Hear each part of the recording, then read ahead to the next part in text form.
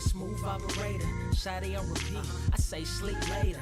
This another favor, consider me your neighbor. Lost a lot of fam in pursuit of the paper. She gon' catch the vapors when we slide by. The way I speak my mind, it's like I peak my prime, but I ain't close. I cruise through the night air, fantasy a dream, real world is a nightmare. Like Claire battling the brainless, learn to live shameless. Talk about me a lot, but claim that I'm nameless. You aimless, so I'ma style on them. They washed up, it's a rap, throw the towel on them. Gaining miles on them, otakus for the win. Tacos, it depend on the mood that I'm in. Like Finn when it's time for adventure. This some new blue, get ready to enter my mind for a few.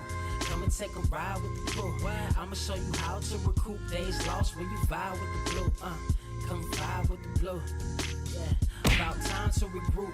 Fly, got my eyes on the view. Never hear lies, only truth. Realize why they vibe with the blue. Vibe with the blue. Vibe with the blue. Vibe with the blue. Vibe with the blue. Vibe with the blue. Vibe with the blue. Vibe with the blue. Vibe with the blue. Vibe with the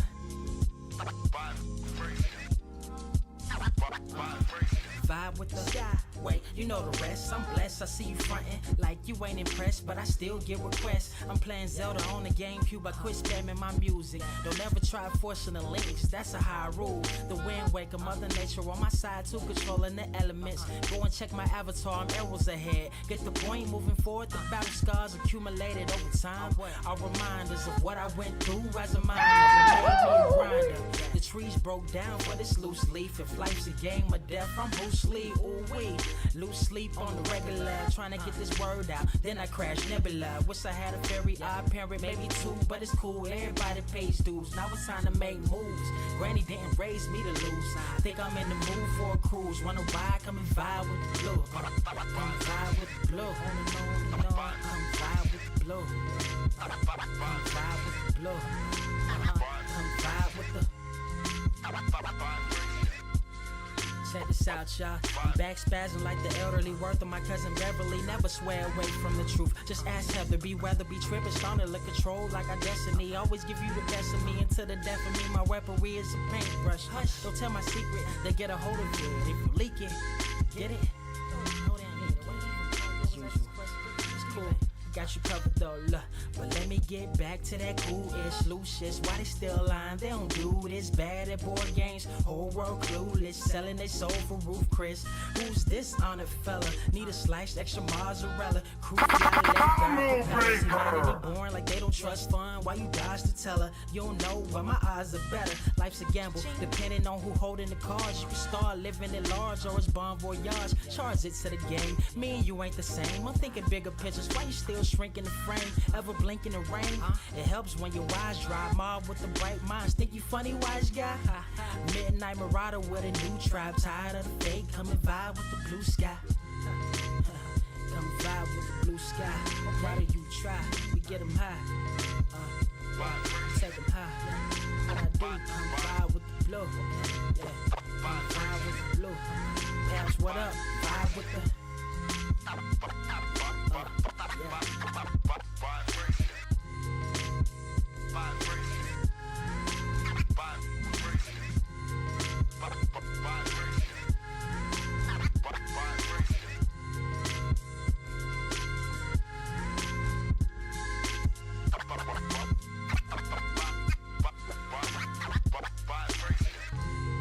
Motherfucker, are you out of your damn mind?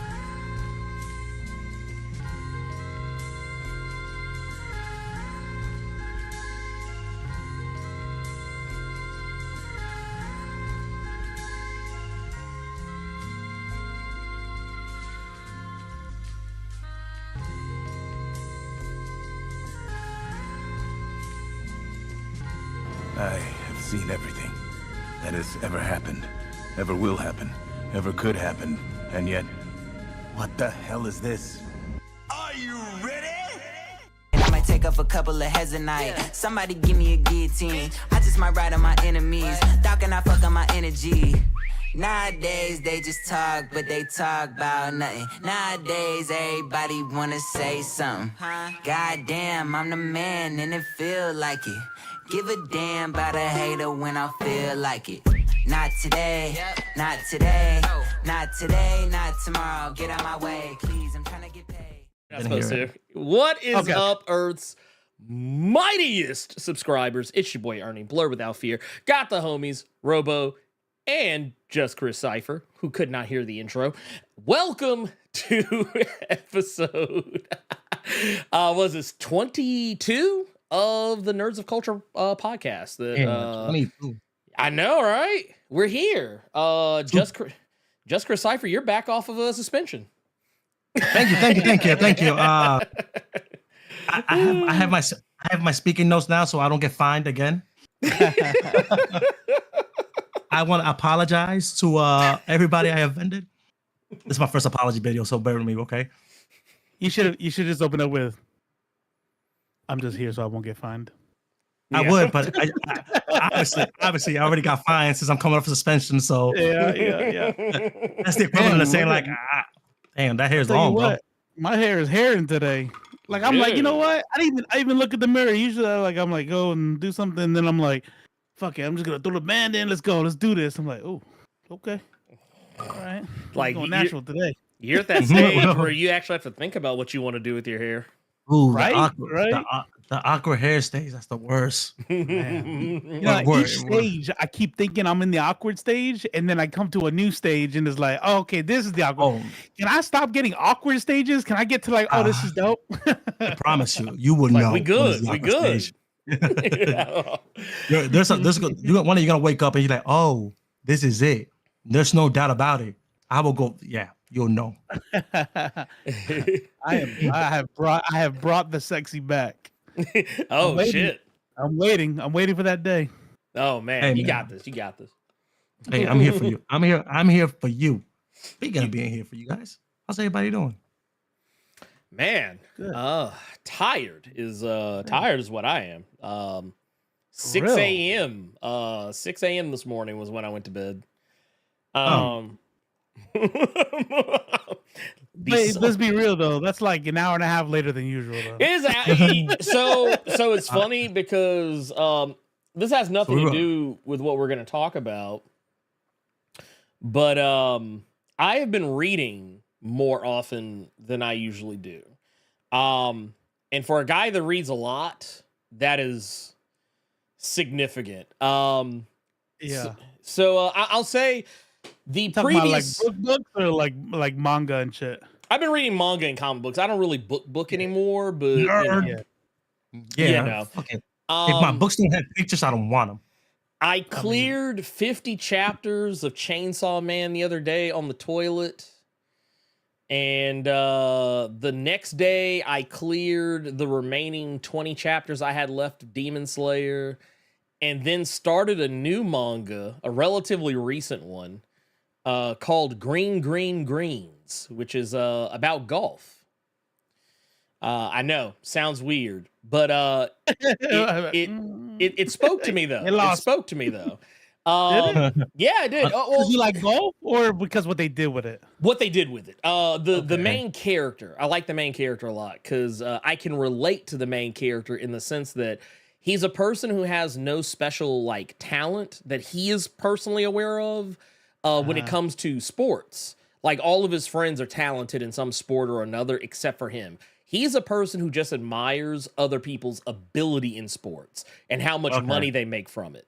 And one day, just on a whim, he winds up trying his hand at golf and discovering that while he's not unlike some anime and manga protagonists, he's not automatically good at it. Like he still kind of sucks, but he's better at it than he realized he ever could be. And he is learning that he has a natural talent for it if only he would nurture it.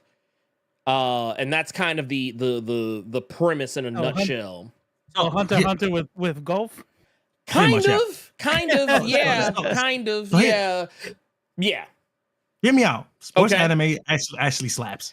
Yeah, no, I got turned on to Blue Lock the other day, and the baseball one? That's the soccer. volleyball one. Soccer. Soccer. Haikyuu, Haikyuu is is the volleyball, is the volleyball one. I got And confused. See, if we're talking like sports anime, right? Because like, so I'm watching. So Elite X1 put me on to Baki, right? And I'm not gonna do all of them, but I did the 2 seasons of the new one, and that's like, and that's MMA. What am I missing? No. I cleared 52 chapters of Chase on the toilet. Never expected to hear that sentence. Sorry, y'all. Sorry. You know, he was walking like Bambi out that bitch too. Oh, I yeah, know he no. was. This people were asleep like a. Here's the thing. I mean, where else do you read your manga? Because I like I'm trying to think about it. Like, I'm either on the plane or on the toilet. There's no in between. When I read my manga. I will read it in I'll read it in bed and I fall asleep, and then 2 months later I start again. With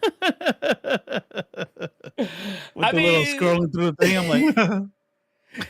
I mean, honestly, the toilet for me is the best place. You know, it just works. It works best for me. But how do you play? You know, see, for me, I'm on Fallout Shelter right now. That game is pissing me the fuck off.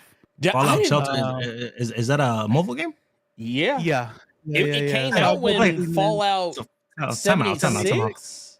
I don't appreciate how both of y'all say yeah in unison. Like, you fucking pleb. You should know better. Yeah. I said shelter, didn't I? I was like, can we just please like assume that I'm not a Fallout fanboy? Because I thought I made it clear. I think I'm the only Fallout fanboy here, though. Fair enough. I mean, like, see, that's the thing. I think we kind of split the difference. Yeah. Because like Robo's a super fan. Yeah. I don't want to say I'm a Fallout casual, but like I like Fallout. I don't love Fallout. Right. So I guess technically I it's not that I don't know lore. Like, I know stuff about the game. It's just that I don't have any like if someone said, man, dude, Bethesda just announced Fallout 5, my reaction wouldn't be, dude, oh my God, I can't wait. My reaction would be like, okay, cool, man, I can't wait till that comes out. Check it out. No. So Fallout for Robo, Dark Souls or Souls for me. What's yours? What's yours, Ernie? You know, it's funny because technically, or Zelda for me, I guess. For, you know, I would think I would know, but I just realized I don't. That's why I'm asking. Like, I just feel like, what is yours? Because aside from, also, we're talking gaming. Because to me, I will pick Star Wars. If I were in gun to my head, was it Ernie? I would say Star Wars. But are we thinking specifically gaming or in general? Gaming. I was thinking gaming. So I got nothing. So shoot me. Well, no. Dark Souls, Bloodborne, like Soulsborne in general. Oh, dude, I love those games. I love them. Like I knew you loved it because you play the shit out of Elden Ring. But that's like your shit. That's number one. Yeah. Well, okay. So technically, you can take 2 spaces here. If you would be equally correct if you said either like a Soulsborne game or if you would have said like a Persona game, like a Shin Megami Tensei. Yeah, like that was gonna be my second choice, because I remember Yumi was supposed to play something. It's like, oh, my bad, bro. I've been playing Persona 5 Royal, and I was like, that was 12 hours ago, dude. Yeah.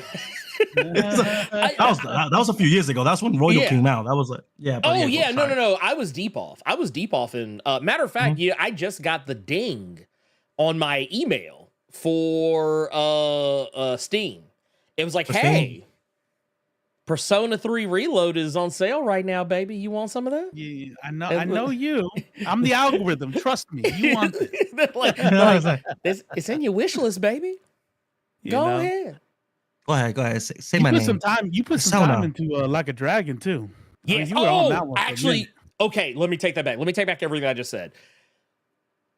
The Yakuza series? Yeah. Yakuza series, like, okay, and not just Yakuza, but also its spin-off Judgment. Either like Judgment and Lost Judgment they take place in the same universe as the other Yakuza, or Like a Dragon. It's Like a Dragon. They don't even go by Yakuza anymore. But Like a Dragon as a whole, either any From Software like Soulsborne title or like any Persona title or any Like a Dragon game, and like you like honestly, if you just said, hey, you can only play Like a Dragon for the rest of your life, like you can't play nothing else, I'd be like, all right, yeah, I can do that. That makes sense. That makes perfect sense actually. Okay, so I want to ask one more question about this. Because I know Armor Core. That includes Armor Core in the Soulsborne and the From Software. Okay. Yeah. Okay. Fair enough. Okay, cool. I was even gonna do the Would You Rather. I was gonna ask Robo because I know it's Fallout. Is there anything else that you would put in that category? So here's the deal. I'll actually just amplify a little bit. Not amplify. I'll build on that. It's not so much Fallout. I do love Fallout, but if you notice, it's not like I didn't. So there was a little debate about whether or not I was gonna make it through Fallout 1, right? Oh, and I realized at that point, I'm like, wait a minute, I don't know if it's really about Fallout as much as it is about a genre of game. And so I'm like, nah, fuck that. I got this. I know the graphics gonna suck, but it's cool. It's cool. Man, I could not. It wasn't just the graphics either. That combat turn, what is it called? The tactical, turn bases. Yeah. Oh, yeah. The whole thing of Fallout 1 and 2, I'm like, disregard. I'm YouTubing this lore. Forget it. I'm sorry. I underestimated. Which is crazy. That's it. Fallout 2 has the better story. Did you check out Wasteland? No, because I didn't want. It wasn't about the genre for me. I wanted to get into Fallout to got you. I wanted to play the lore from the beginning. I couldn't do it. Okay. And so I thought it was about the vibe. Modded up Fallout 3, and I've been playing that hours and hours every night. And so to answer your question, Fallout 3, New Vegas, Fallout 4, 76 a little bit, but that's an MMO. It's a different genre. But Witcher 3, Dragon's Dogma. I'm approaching 200 hours. Like if you get the Red Dead Redemption, like any of these kind of sandbox big world things, that's my shit. And honestly, it's not even really about a brand. It's like you put me in a world like that, and you could just say, I'll see you in a couple weeks. You know what's crazy? This is what I love about gaming too, because everybody has a genre like that. They got a thing, but they also have an exception of a thing that they wouldn't like, that for some reason they like that one, and an exception of something in the genre that you would think they would like, but they just couldn't vibe with it. Because correct me if I'm wrong, but Elden Ring wasn't your thing. And Elden Ring, by definition, so that's why it's got to be, and this is why I'm actually really good at this, is being able to tease apart those differences, right? So we had like a little debate's too strong of a word, but me and Ernie were like, is Dragon's Dogma like a Souls game or not, right? And as like Elite X1 and Ernie, both of them were like, it kind of is, and here's why, XYZ. But when I'm looking at it, there's certain things about a game that's like, here's what makes it like that, right? So there are elements. A lot of these games share it. Elden Ring shares elements of these things. But when I think of like Elden Ring, when I think of Dark Souls, I think of like merciless difficulty. I think about having to like memorize patterns and the checkpoint thing, right? Like, hey, you're gonna make it all to this one. If you die, if you didn't reach that next part, you're going all the way back, buddy, and you're gonna get two-shot by starting characters the whole game. You could be level 172, and that character that you started off in the beginning is still gonna be able to three-shot you if you don't figure it out, right? Now, that's what makes it a Souls game to me, not just being sandbox. So if you hear, like when I talk about Fallout 3, when I talk about Skyrim, when I talk about Witcher 3, like Elden Ring had the feel of those games, like, oh, look at this, sandbox, open world, explore, fantasy, questing.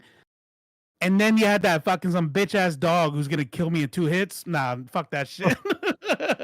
Well, I'll say this. I know when Robo's got. I know it. Like, I can tell. No, it's I can tell based like because I said this before when we talked about Dragon's Dogma. I remember when I first showed Dragon's Dogma 2 to Robo, and he could not have been the least. He could not have been less interested in it. True. and the same for Helldivers. It was the same for Helldivers as well. Yeah. But like, there's a thing, and it's a game. I'm not saying there's any one specific thing, but I've noticed there's certain intangibles for a game that if you can present a game to Robo in such a way that those intangibles become obvious, he's gone. Perfect example. He's gone. Hunt the Showdown. Hunt the Showdown on paper will have the recipe of everything that Robo would hate. Sweats, huge, what's it called? Learning curve, difficulty spike. Difficulty you know what I'm saying? Yeah. You know what I mean? Some RNG bullshit. On paper, if I would describe, he would like, I would like this game. But like you said, if you present it in such a way, next thing you know, that's it. He's doing challenges. Yeah. I mean, he's about to. He's in the forums. You can't platinum. Well, you can't. But like he would max achievement. He's about damn near ready to max achievement. Like, because one day, this is how I knew. Because one of the motherfuckers started talking about playing solo queue, or not solo queue, but the quick play. He's trying to get that damn trophy. I was like, this man is really gonna play quick play to get them 250 rifts. Man, I was like, this dude is gone. Yeah. But, it was like that for DBD. He started it and was like, what? Go ahead. No, I was gonna say that's a good point. Like what you guys are bringing up is a real good point, because it's like, and I think it's the ADD in me. Like I'm sad when the challenges are done, because it's the reason why I can't play a game after I beat it. Right. And I thought Dragon's Dogma 2 was gonna be different. Excuse me.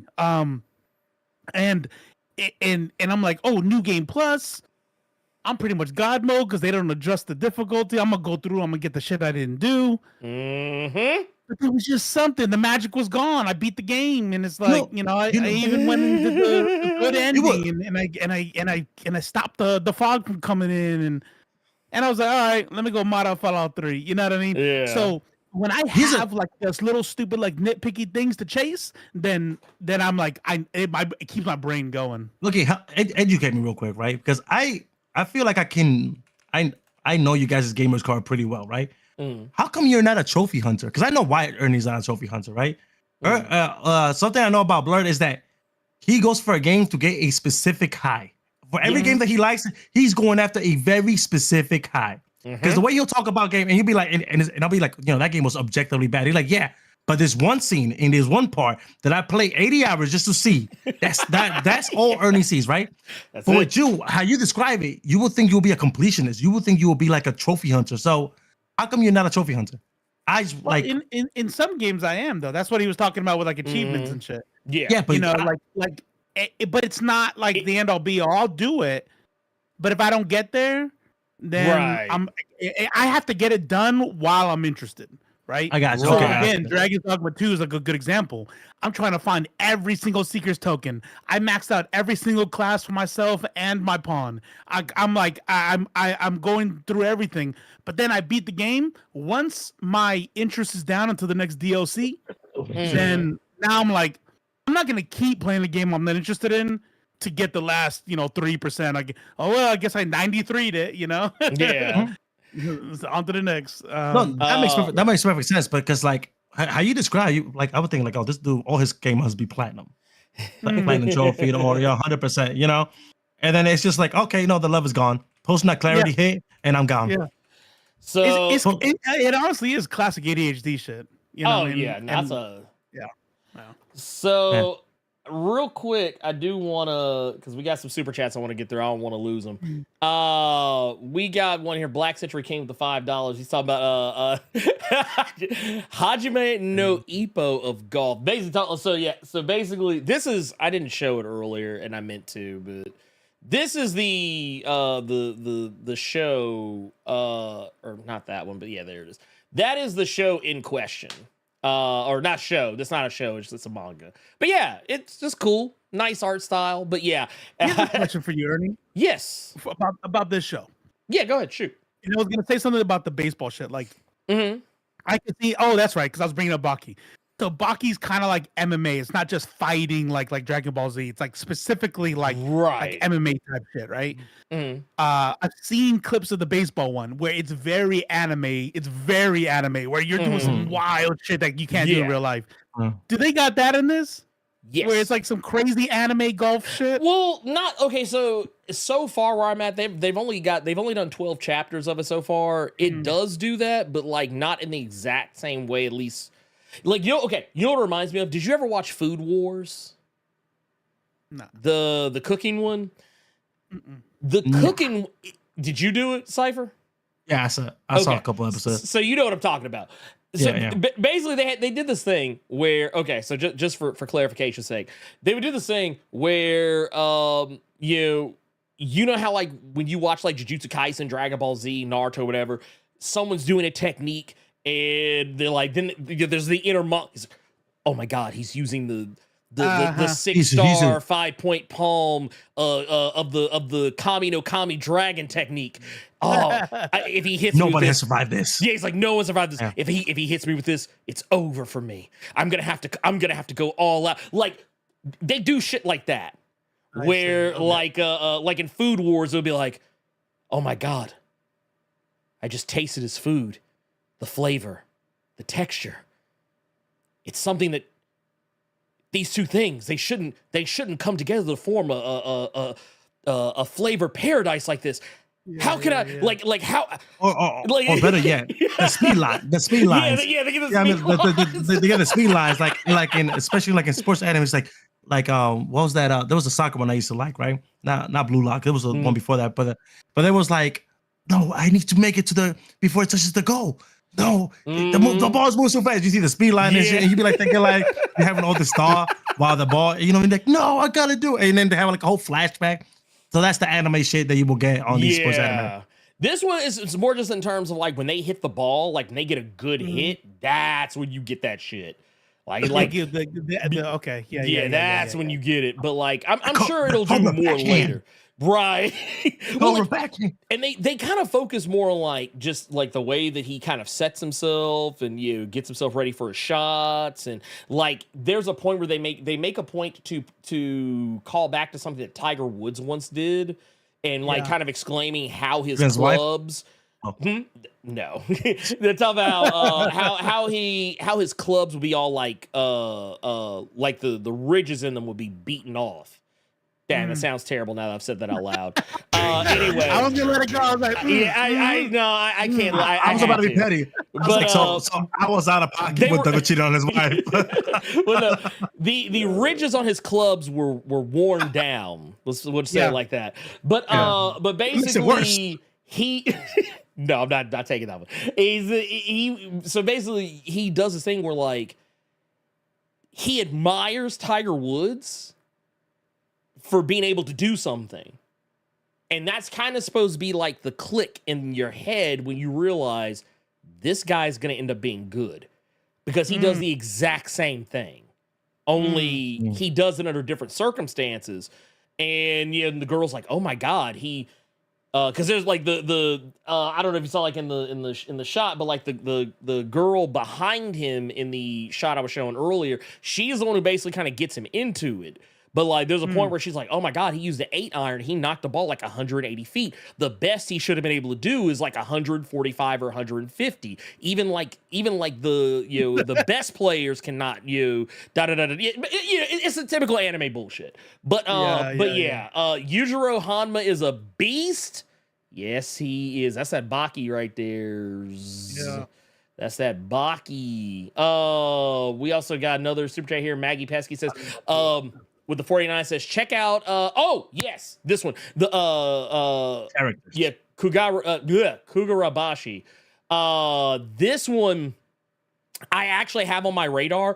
I read the first chapter of it just to see like if it was anything I would be able to get into. And I really liked it. So basically what I'm doing now is I'm going to be, because I've discovered reading 52 chapters of Chainsaw Man is not mentally healthy. Not at all. Okay, by the way, to put it in perspective, I'm gonna tell you where I am on Chainsaw Man, so you will know why I'm not mentally healthy. Okay, before you say that, can I say that? Spoilers though, right? No spoilers. I'm not going to spoil it. I'm not going to spoil it. What's up? Did it make sense what I was going to tell you earlier in that one episode of I forgot what episode of NOC was this, but I told you like there's a point where you're gonna have to take a break. Yes. Yeah. Okay. Okay. So Cool. I have reached the next arc. That's all you gotta say. Yeah, I have reached the like. I'm at a point where it will probably take them another season or two to get to. I'll put it like that. At least I presume it would take another. I don't know. It probably. I think it might have to be 2. It might have to be 2. Okay. Yeah. So basically, movie. well, they are doing a movie. They do have a movie coming out. But that one's gonna cover the Reza arc, which isn't very long. But long and short of it is, I was just put this way, I've seen some shit. Okay, I've seen some shit, and I am not what I okay. say, subvert your expectations. That's what I keep telling people. It's like, yeah, you think it's gonna hit anime tropes, and out of nowhere you'd be like, oh, yeah, it's like, no, this is not. When you say not okay, are we talking about like Berserk not okay or what? I am not okay in the sense that I'll put it this way. Psychologically speaking, it's weird. Yeah. Okay. So I don't want to say any more than this. I'll just say this. Yeah. There's a part in the manga where they did they showed the results of a favorite character fan poll. Yeah. I'm gonna go on a limb and say I forget the name of the mangaka behind Chainsaw Man, but I'll just say this. They took that shit as a challenge, and that's all I'm gonna say. They took it as a challenge. That is all I will say to that.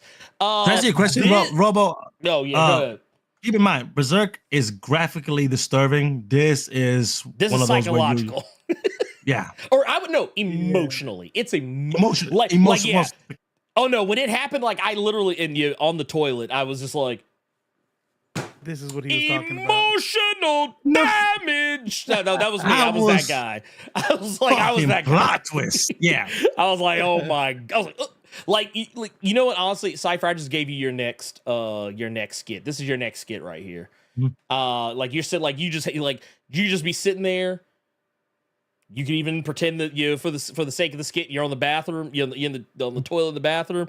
You're sitting here reading the Shonen Jump app, and with every page, you're just ugh. And then, and then all of a sudden you hit that last page, it's like, bam! There's like, ah! That's your next skit right there. There you go. That's a skit right here. The emotional damage that manga will do to you. But yeah, this is the one that Maggie's talking about here, Kugurabashi. This one I like. I'm gonna tell you what, it's weird. And I don't mean weird because it's like crazy, but just like it didn't go the way I was expecting it to go. This manga, it does this thing where it seems to be very grounded in reality until you get towards the end of it. Like they don't really give you any hint of the other elements of it. And that is kind of giving some stuff away, but by the time you get to the end of it, you kind of figure it out pretty quick. But I liked it. I liked this one a lot. This one was really good. Pop Culture Guy 3000 says, with $4.99 says, anyone interested in reading the Night of the Living Cat manga? It's going to be an anime later this year. I have not heard of that one. I got to see where. I saw it on TikTok, and it's on my list. In my ever-growing list. I'm looking it up now. Ooh. Where am I going to learn dumb information now? Like the real way to use your microwave? Or did you know that your toilet has a filter you have to change? Shit like that. Nah, it's not true. But I've been hearing shit all the time on TikTok about like, oh damn, then I was gonna be gone. You mentioned TikTok, and I was like, oh man. See, I can't. This is why like Cynthia is always sending me stuff on TikTok, and I'm just like, I don't know what to do with any of this. We also got Gokhan Shuri's baby father. I got you. Hey, he sent a super chat early this morning. I'll pull it up for you. Oh, gotcha. Appreciate you. Actually, you know what? Here we can do it. Let's see if we can do it this way. This actually might be. Let's see if we can do the thing. Get creative with it. Yeah, actually, I was watching somebody else, and I was like, I don't know why I never did this myself. This is Seems like such a simple thing to be able to do. Let's do it like this. And Shazam. There we go. Go Concierge Baby's father. I says with the $5. I swear, when Cap doesn't show up to look into Genosha or other mutant things, there's an issue, and when he does, there's also an issue. Man, look, man, look. I tell you, when we got to that part, I was like, of course. Where the fuck you're gonna show up to stop her from? Why weren't you showing up when they were getting waxed? You know? Look, he's like, look, man. He's like, I'm not here for that. He's like, well, no, he's like, I'm here for a good time, not for a long time. That's what he said. No, like, yo, we gotta do shit by the books. Like, oh, you mean the whole country that got decimated? All right, cool. My bad, bro. No. He's like, it's always the wrong people. He's like, it ain't my flag. It ain't my flag. Yeah. He said, if it was Puerto Rico, I'd have done something. No, what he did was he looked at Rogue and said, "Not all skin folk are kinfolk." and then Damn, that motherfucker. And then he walked off. I ain't gonna lie though. I thought Rogue was gonna rock his jaw too. I was like, just one time for the one time.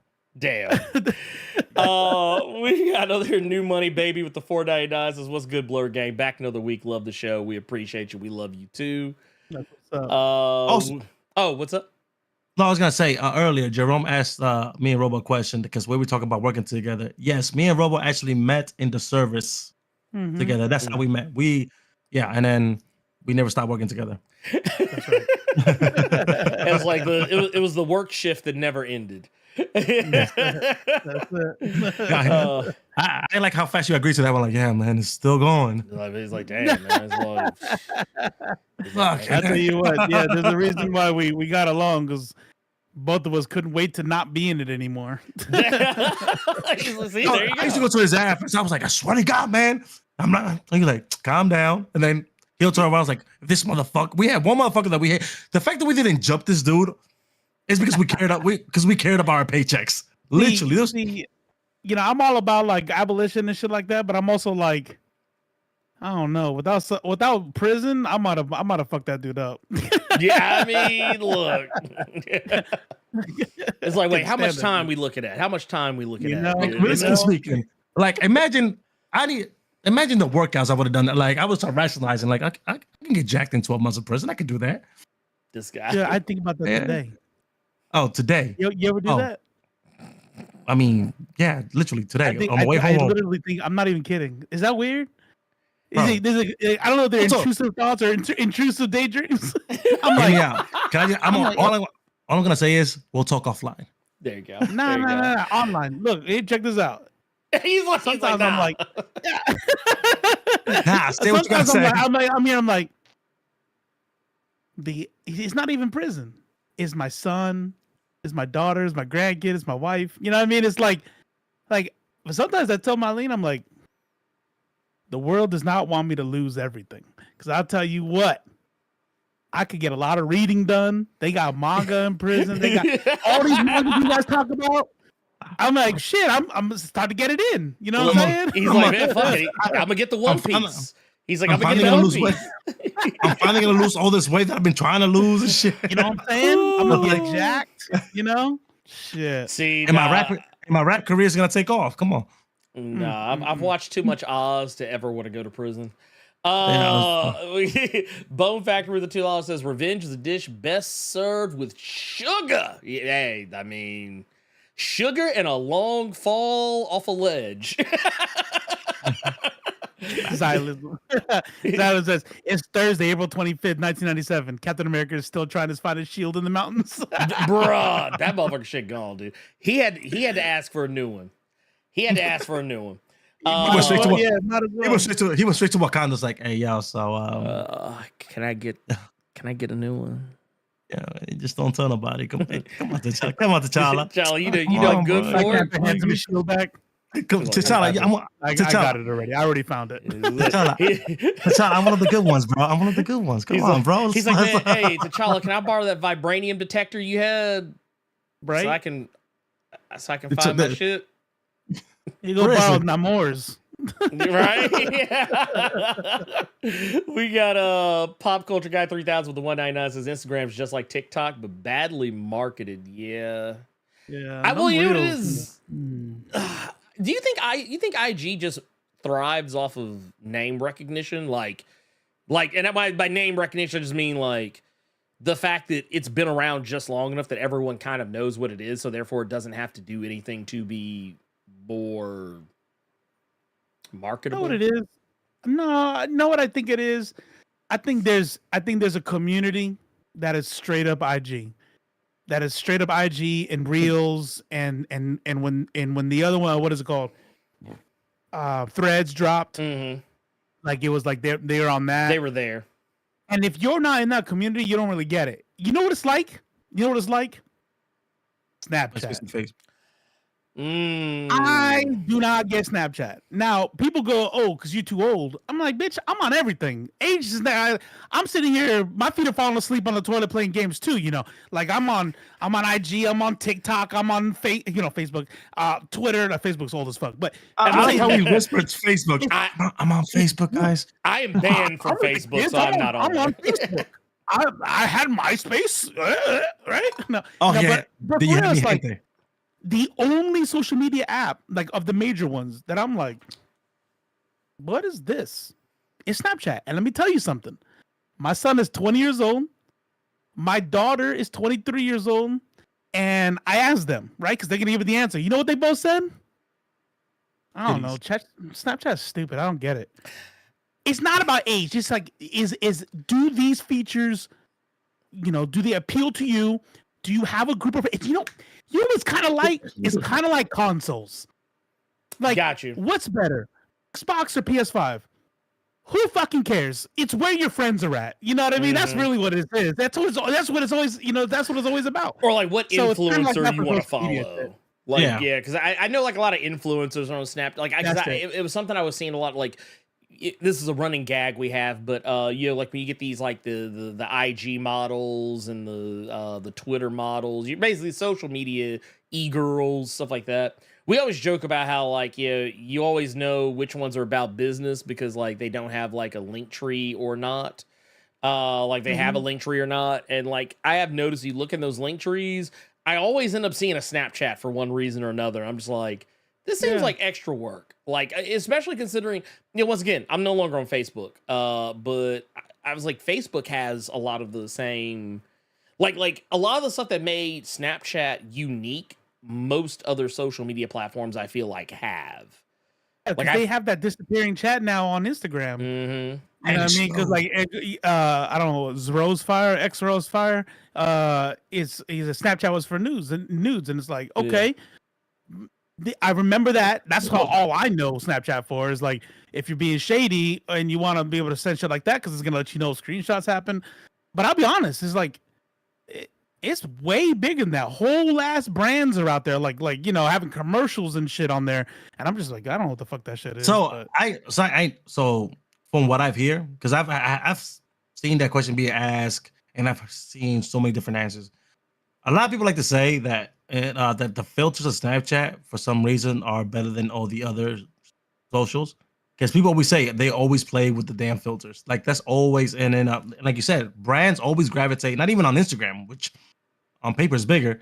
You see a lot of like whatever is advertised, Old Spice, whatever, all these weird ass filters and shit. You know what I'm saying? And people gravitate to those. So I'm sure there's an audience just because we're not there. There's an audience there. You know I mean, no, somebody's clearly enjoying it. It just ain't me. Yeah, exactly. Elite X1 with the $5 says Cap so inconsistent. He'll eat from a black man's spoon in front of other soldiers in World War II, but he won't help those oppressed mutants. Look, this is how you know my brain is not firing on all cylinders, because with all these medical appointments and shit I've been going through, like my brain, my sleep schedule's messed up, and my brain is like hitting like different words. And as you're talking, my eyes dart down, and I'm distracted by the super chat, and I'm like, Cap so inconsistent, he'll eat a black man's spoon, and I'm like, it's like, huh? Excuse me? What? Like, what are you talking about? What is this, a joke? Like, is this for real? Like I missed this episode. Danger on? Is this danger? Oh, from a okay. I mean, look. It's the thing. Look, let's keep it a buck. Let's keep it a buck. Hold up. To your point earlier, what if Kenosha is an allegory for Puerto Rico, and Captain America did not help the Puerto Ricans? I mean, the way they got fucked up, I feel like it would be like a better allegory for DR. Oh, yeah. Right? Well, no, I'm talking about like how fucking guys. I didn't take it that way. I didn't think it that way. I was like, yeah, that's way better than what I just said. Yeah, I mean, yeah, let's like go with that. Cuba, the way the fucking USA constantly keeps fucking up Cuba, economically, we tried to fucking assassinate you. All right, well, we're not going left here, but I'm just saying. Flip his camera. He's like, wait a minute. We got one here for $4.99. Stompton says, send the support from the Milky Way ghetto. By the way, I'm gonna miss Gambit. Man, dude, I'm not gonna lie. When they hit that when that funeral, dude, that funeral kind of, I was like, bruh, like, I was like, y'all, I was like, damn, man. Did anybody I'm think? gonna show you my X-Men lore here, okay? Mm-hmm. Now, for if you know the arc that they're running here, you already know what the future is. So, and I feel most of your chat probably knows what's in store. But I mean, Rogue can't be gone permanently, right? Like, what do you mean? Like, he's not dead. I was about Gambit. He's Gambit. I'm sorry. I meant Gambit. That's what I meant. Yeah, I said Rogue. I was like, what I missed? So we're talking about so like right now. Sinister. Well, there's Sinister involved, but we also can't forget about this cat that's involved. Time travel is. Okay. Yeah. It makes sense. Time travel is very likely going to play something. I mean, it may not, but with Cable being involved, it would not shock me because we got. So basically, there's 3 episodes left. A 3-parter for all intents and purposes. Tolerance is Extinction, part 1, 2, and 3, and I'm pretty sure there will very likely be some wibbly wobbly timey-wimey shenanigans in there somewhere. I mean, if not, that's even better. But we also got to remember, technically, I mean, this one's a little different just in the sense that we kind of have a body to look at.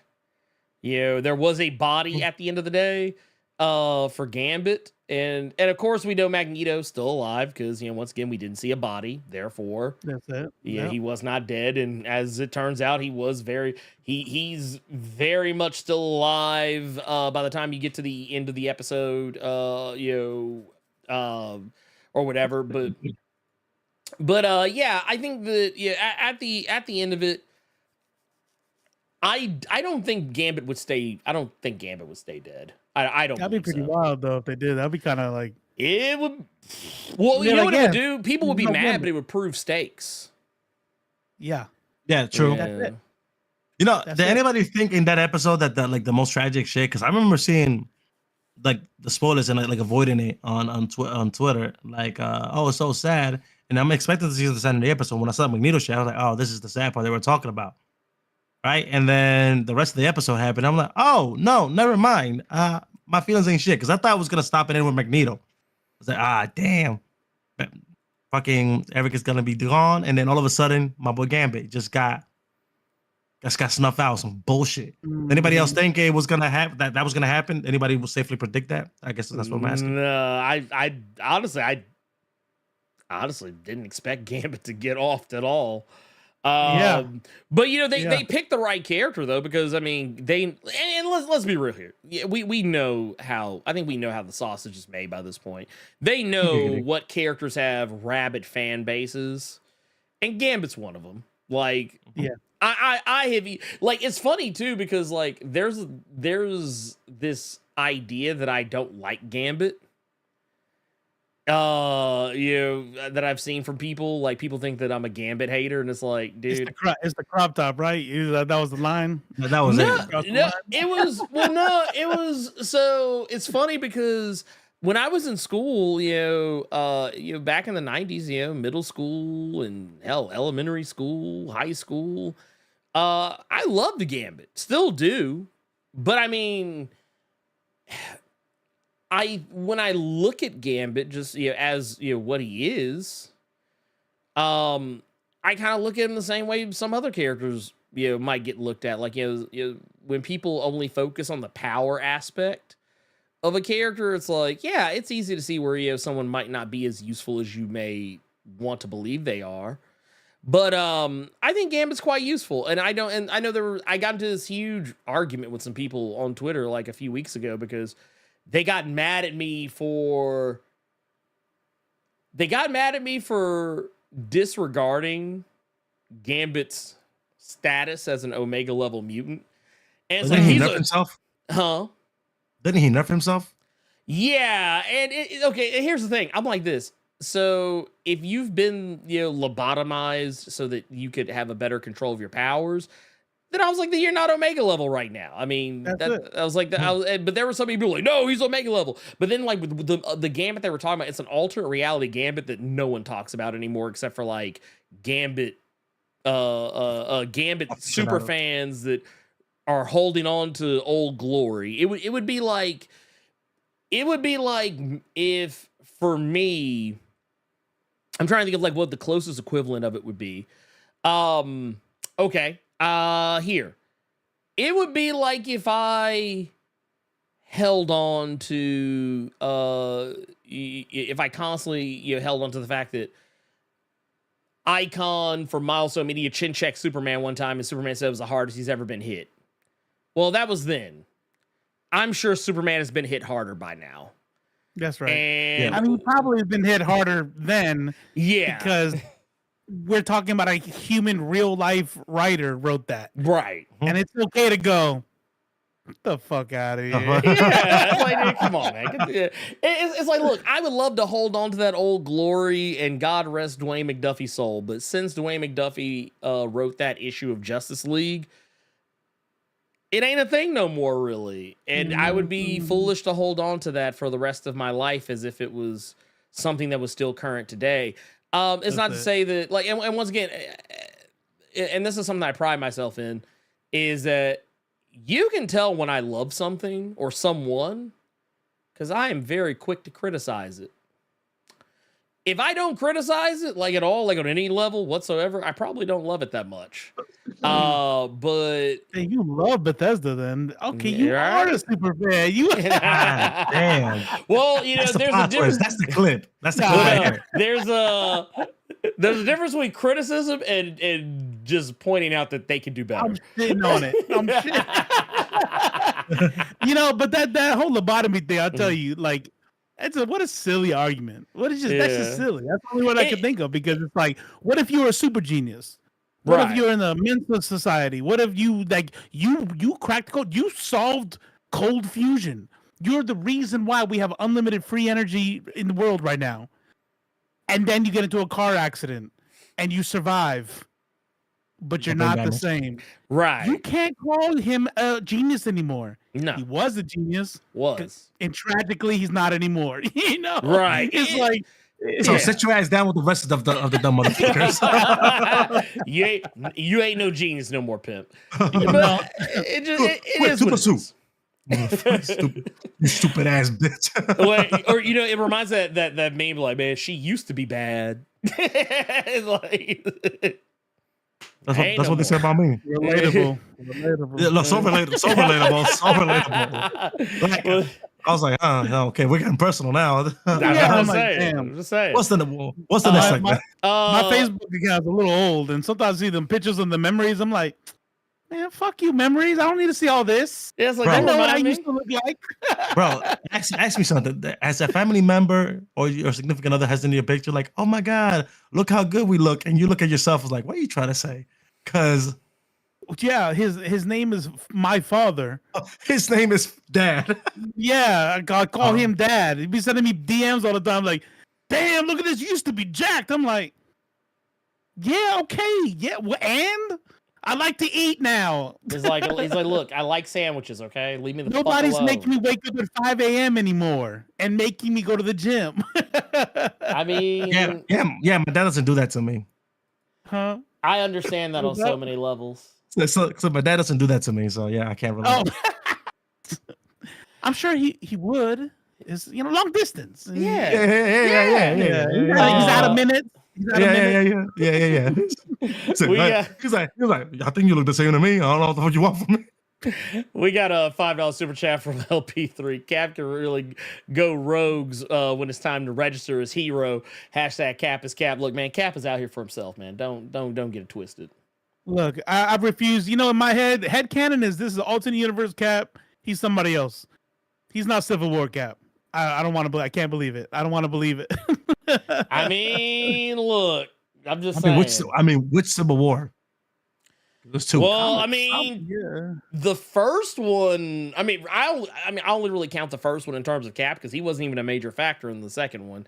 But exactly. Exactly. It was exactly. He set his ass down. So he was there. He was there, but he picked a side. He picked a side. He just wasn't leading it. I thought he was more like a centrist on the second Civil War. Well, no. He was on Tony's side. Okay, I gotta reread that shit. I retract my statement. Yeah, it's all like precog shit. I feel like Captain America was out of his depth on that. He's like pre-crime. Yeah, I don't know what the fuck you guys are talking about. He's like, I didn't watch that Tom Cruise movie. Well, it was because and the reason why I say it is because I remember there's a very specific line from Black Panther in Civil War II that basically is like, if you choose the opposite side of Captain America, or he says if you choose the same side as Captain America, you can rest easy in the sentiment that you've chosen the correct side. Was basically what he said. It was basically his response because in that T'Challa had sided with Captain Marvel, and that was when he came to his realization that he should have sided with Captain America. That's dangerous though, because I don't like deifying anybody. You gotta Cap is you're not right because Cap is right because he's principled, but that motherfucker could be wrong too. You know what I mean? Anybody could be wrong. That actually, well, the thing is that whole statement aged like milk when Secret Empire came along. Hydra. Right? It's like yeah, I'm secretly a Nazi. That's how that conversation came out. Captain America was out here goose stepping and shit, and was like, can you imagine Cap in the back when he said that? If you're on the opposite side, Cap's in the back like. Yeah. Oh no. It's funny. It's funny because that's exactly what was going on. Like when you realize the timeline on the Secret Empire, it's like, oh shit, he knew even back then.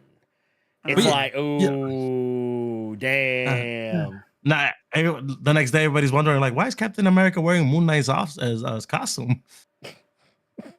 It's like, oh damn, damn. Oh shit. Wait, is that Moon Knight? No, that's Captain. That's Captain. Is that a dunce cap? He's wearing a dunce cap. What is it? What is that? Oh no. Oh wait. Oh, what's wrong? Cap, baby? What is you doing? Why is Captain America spelling Captain with a K? Well, yeah. Why is he Cap? Oh, wait. Why is he? Wait. Why is he Captain America? KKK. That Whoever wrote that have a stutter. What's going on here? I don't understand what's happening right here. Ooh. I'm just saying. We got another one here. This one I'm gonna pull up this way because it'll just be easier.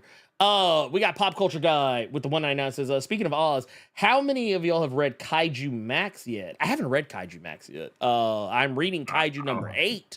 But that's where I'm at right now. Yeah, I'm not reading Kaiju Kaiju Max just yet. However, I'm glad that the Kaiju and big ass mechs genre of anime is making a comeback. Yeah, we're back, baby. Huh? We back. Well, not really. I mean, I do like Gundam and I do like all the other shit. You know, Attack on Titan, all that shit. But I'm just getting tired of the fucking skinny boys with demons inside of them. You know, borderline emo. Always. Yeah, I mean, I'm done with it. Like, yo, just befriend this motherfucker and end the series. You know what I'm saying? You know what's funny? You said that. Here's the real reason why that's funny. The real reason is right before you said that, I was just about to say something. Not to be a contrarian, but I think after watching Baki and you know bouncing around with different anime that I've been watching. And then I realize that I love Fighting. Demon Slayer. Oh, Yeah, really? not Demon Hunter. Demon Slayer. I had to Oh, say it. I said it, and I had to that was watch a your faces. pause. I'm like, okay, I got it right the first time. Good. I was confused. I was so confused. I was like, I don't know. Wait, am I supposed to react to this? What is Why the is he joke saying here? it like that? I was like, Demon Slayer. Aneurysm. Okay, good. Yep, I knew it was that. Well, I yeah, knew it was because that first part. Okay. well, because the on the other end of it, I was like, oh, Demon Hunter. I mean, I like the band, but that's a weird thing to bring up all of a sudden. No, but when you look at like Demon Slayer, when you look at all these other kinds of the shit that's out right now, Chainsaw Man, Brain Farted. What's the one that just ended? That the season ended is dope as fuck. Ate the Finger. Jujutsu Kaisen. Jujutsu Kaisen, right? So JJK, I'm like, Finger. that's the shit I like. And then whenever,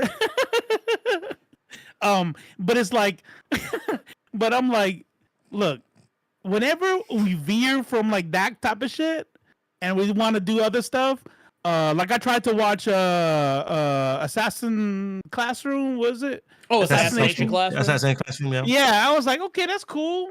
This is okay, but. Not for me. I don't know, man. Give me some superpower. I need some superpowers. Like, come on. I need a hero. It's like, man, Hero. well, he's like, Baki's straight gains. There's no superpower there. What's up? In Baki, I there's know. just straight gains. I know. I'm not saying that's one of them. yeah. Oh, I would Well, not no. argue with somebody who's like, man, Baki is the shit, all that stuff. I would be like, very enjoyable. I didn't stop. You know me. I don't keep watching shit I don't want to watch. You know what I'm saying? I'm still watching it, but it's like, it's not. I'm not getting hyped like when I watch JJK.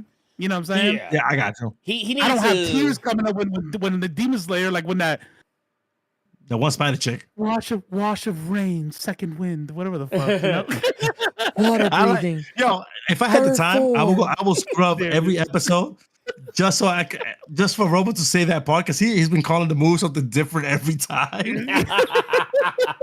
I mean, to be fair though, I'm not gonna lie. When I got to the end of Demon Slayer, like the manga, yeah, like they're yeah, because it's like just one big fight. You know, it's not really a spoiler, but like this is a huge fight at the end, and like everybody is you just seeing all these different like beast breathing or flower breathing, love breathing, Herb insect breathing, serpent breathing, eighth form. Tree breathing, 16th silly, form. Right? Like it just there's no tree. I just made that up. But yeah, it does get silly. It gets silly. Like Can I say this? But let's be real though. That's the problem with anime. Period. Oh yeah, no. No. It's silly. It's silly. The Infinity Castle arc, which is the last arc in Demon Slayer. When I say B for B, it hit every anime trope like they had a checklist. Mm-hmm. It's like, oh wait, B for B. we can't end Power this of yet. friendship. Have we? Power of love. Did they do Power of Friendship? Did they do Power of Friendship? And Power of Love. Oh yeah, and Power And of Love. Power of Love. And No, Power okay. of Love. Those are and Power of Love. Like I'm not even joking. And Power of Family as well. Technically, Family. Power of I was Family. gonna say, Yeah. I was But- gonna say, yeah. And don't forget to believe in yourself. Yeah, It was- please. it Was the power within him the whole time? The entire time. He didn't get nothing new. It was already always there. It was already there. It was already Yes. there. Okay. It- The only thing that they did different, which I'm not gonna spoil, was how the final fight was conducted. Yes. It was more Yeah. it was more MMA, it was more NBA than MMA. Yeah. Yeah. That is a very fair way to put it without even like. While I was out of context, out of spoiler, Yeah. literally, that was the fight, and it was good. I can't wait for it to be animated. But I'm telling you, every chapter after that, it was like trope one after the other. At some point, you gotta boom. Yeah. At some point, you gotta say like, man, if they don't say plot armor breathing, I'm a sucker. Yeah. like honestly, you know what? That at one point, and I swear to God, I actually did think this. When I got to the end, and like you get to the ultimate conclusion, that was one of the first things I said. I was like, man, that was.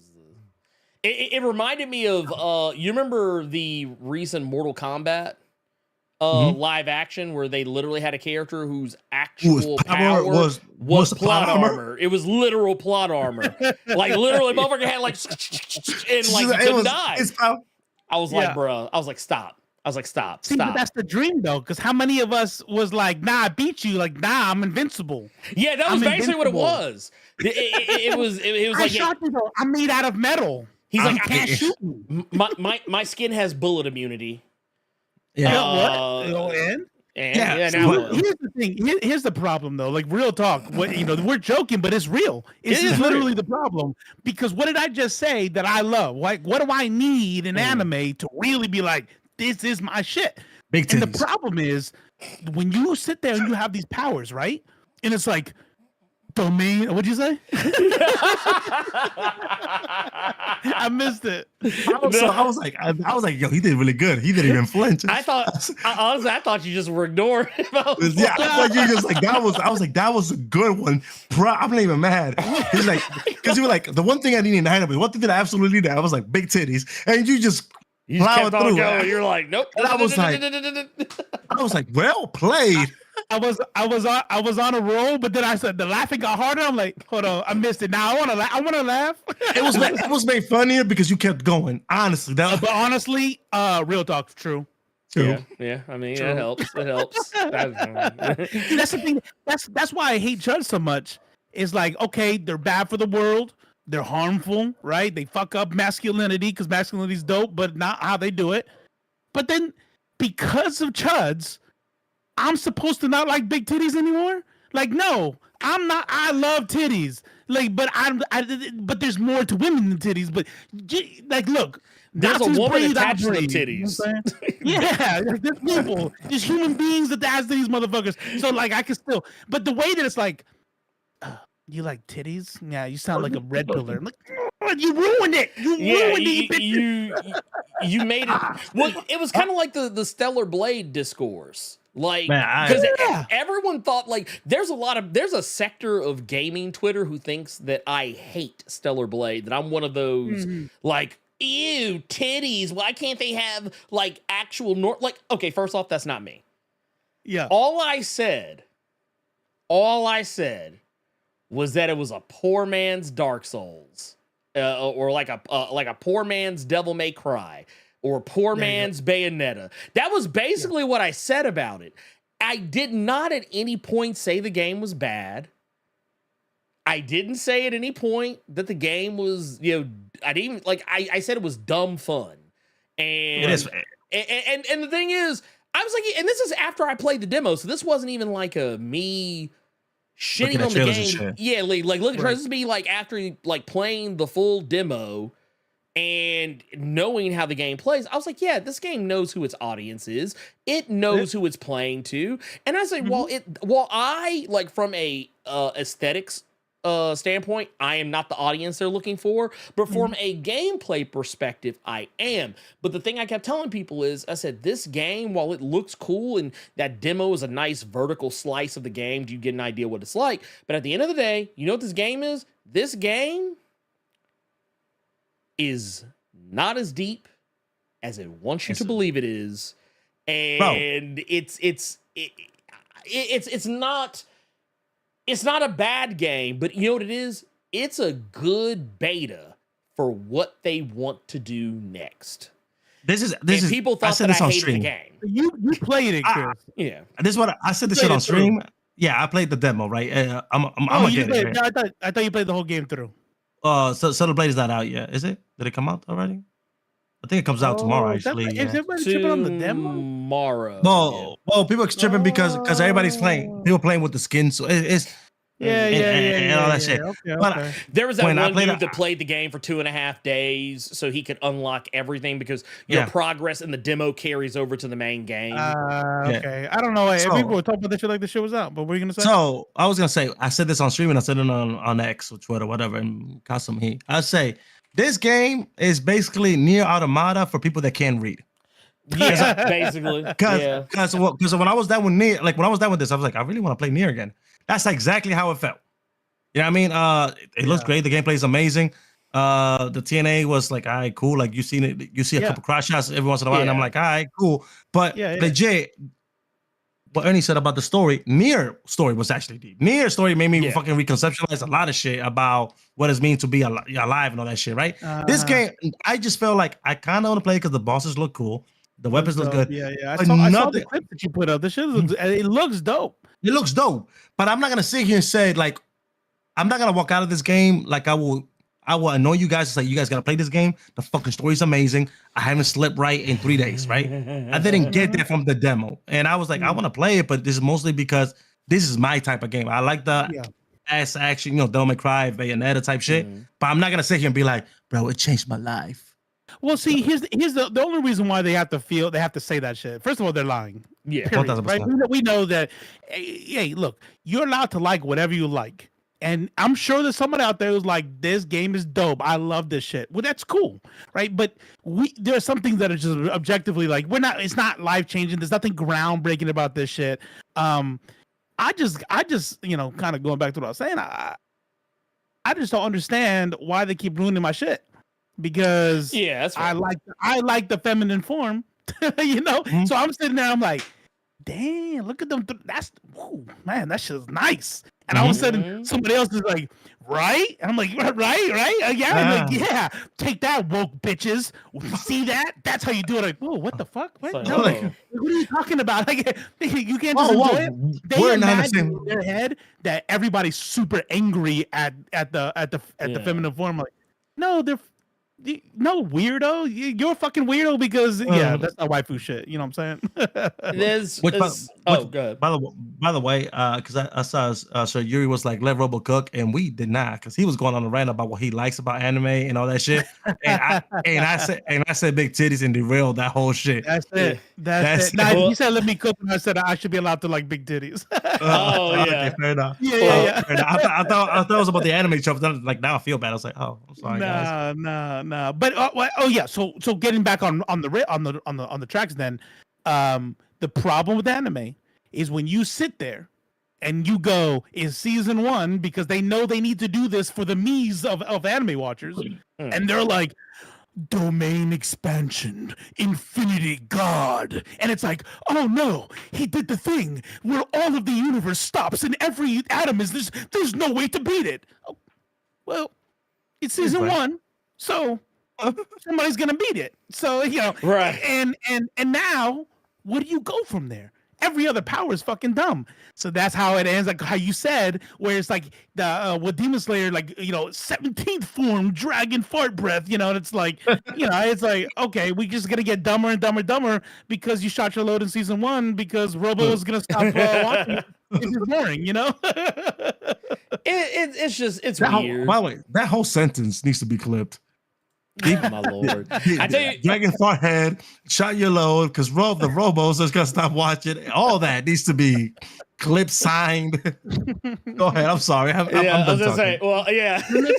Let's clip this super chat so we can get to the next ones. We got one for Jock Tarzan. I think he's coming back as his death persona by Apocalypse. That could be a way you bring back Gambit. I don't know if that'll be the case, but Apocalypse has been eerily quiet and absent. So yeah, I would be. 2. Yeah, I think that's a next season thing. At least that's my take on it. If they don't go the time travel route, that's the way they'll probably go. We got another one here, huh? No, I was to say because they're probably gonna do that because Wolverine and the X-Men, when they got canceled, it ended with the Apocalypse teaser, and then people really like that show, so they're probably gonna find a way to satisfy that audience. So I can see them bringing that for the next. I can see that. I can see that. We got one here from Marco Kane with the 499. Says, pleasantly surprised with B's skillful use of MLK's quote in proper context. Yeah, so that's the thing. It's there was a lot. There's actually a lot more in there. I actually talked about this on. Well, I talked about it in my video before, but I also talked about it on Twitter as well. That whole thing with Trish Tilby. That whole sector of the episode where he's having his little conversation with her, and he basically has to read her like literally like a book. That whole sector was very skillfully handled because At the end of the day, well, yes, the quote about riots being the language of the unheard. The bigger quote that I feel like a lot of people, it wasn't really so much a quote, but just something that was a part of the commentary as a whole, is Dr. King's take on the white moderate. Which I showed it in the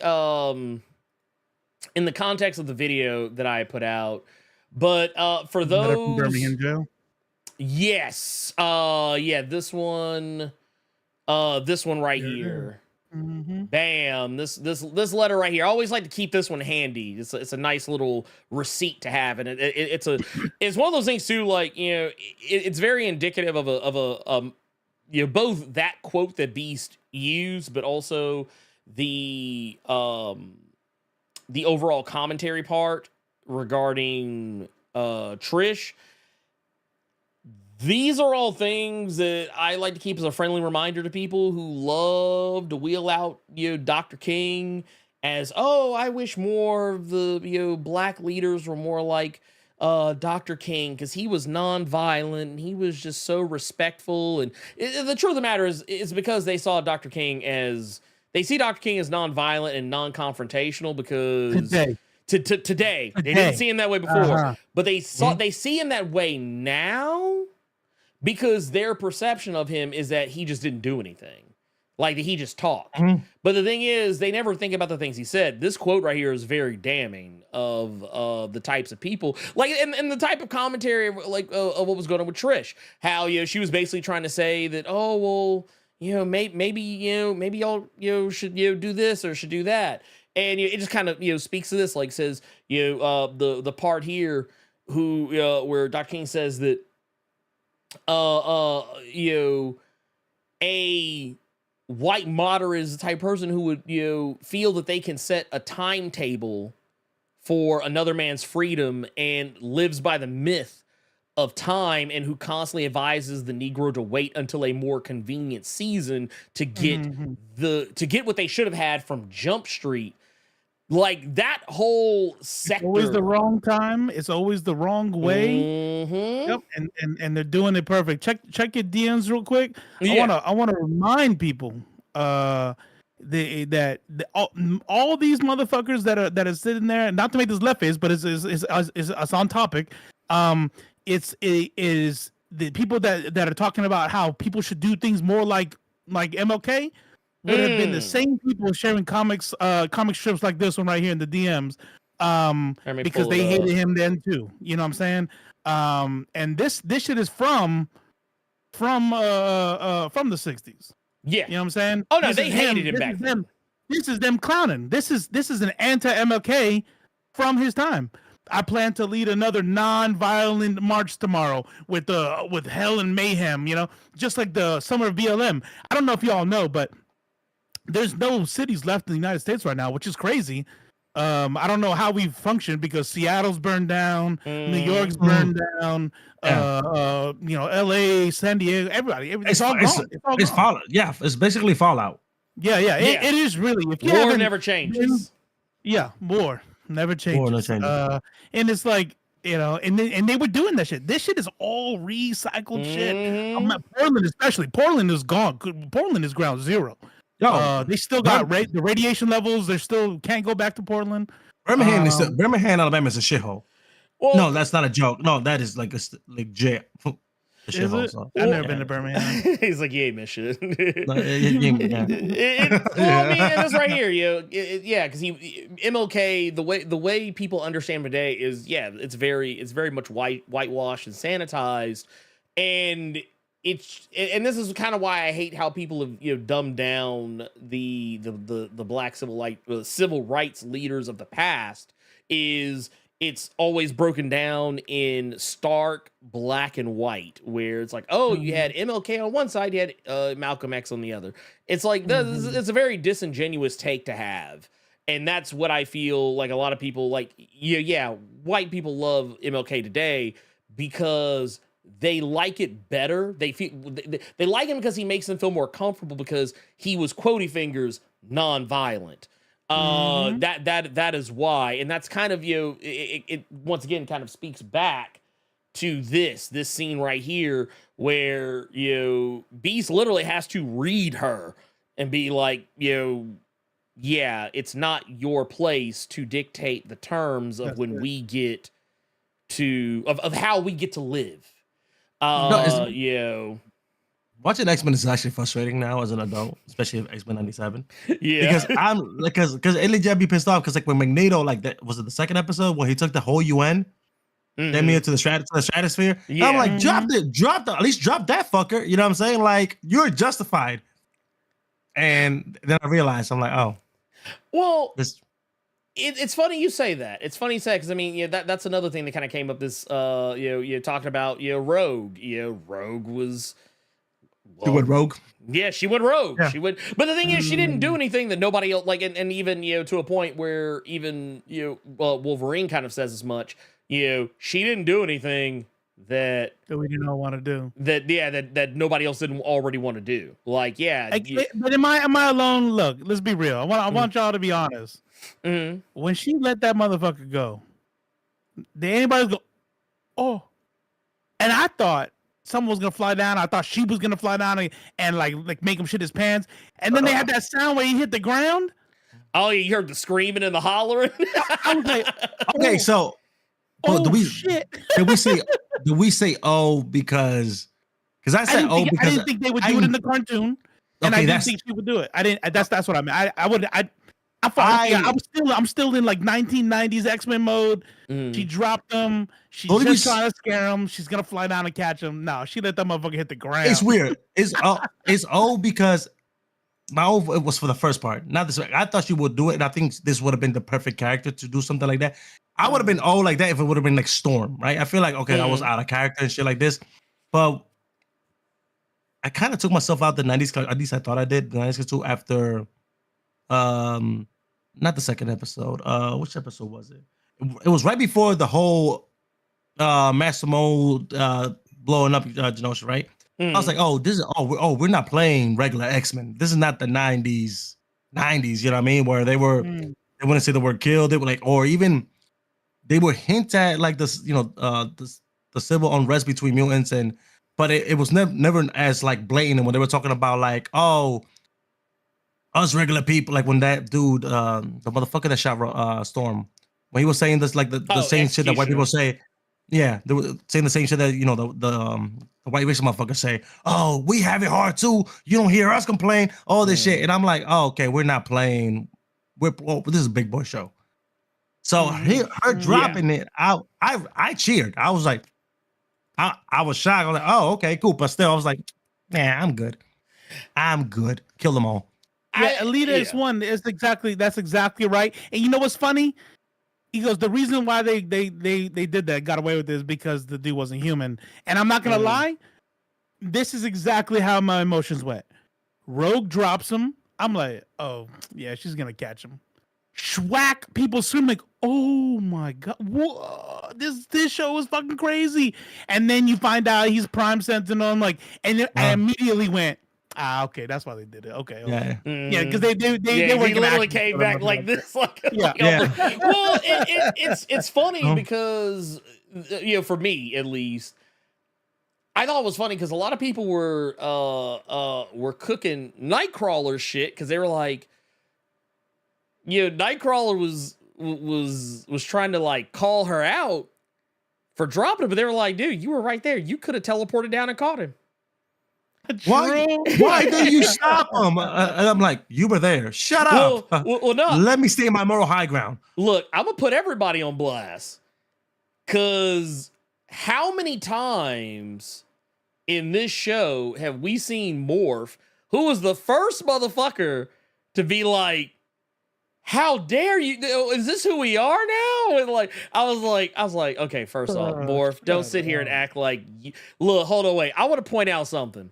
I've been keeping this in my back pocket just for this stream. I've been keeping this in my back pocket just for this stream. There's a scene in the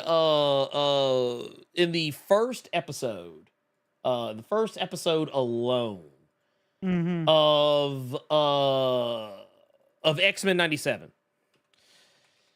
In the first episode, Morph, when they do the whole thing where the plane, the plane gets blown up. And, when the Sentinel, Yeah. So that whole scene here, I want to pull this up because, I'm setting this up. I want y'all to know, your boy is cooking. So I want you to, I just want you to know, I'm cooking. I got something. So here, I found it. It's right here. Okay, so this scene in here, I'm gonna pull this up. I'm not playing any sound, so if you don't hear it, this is why. So right here.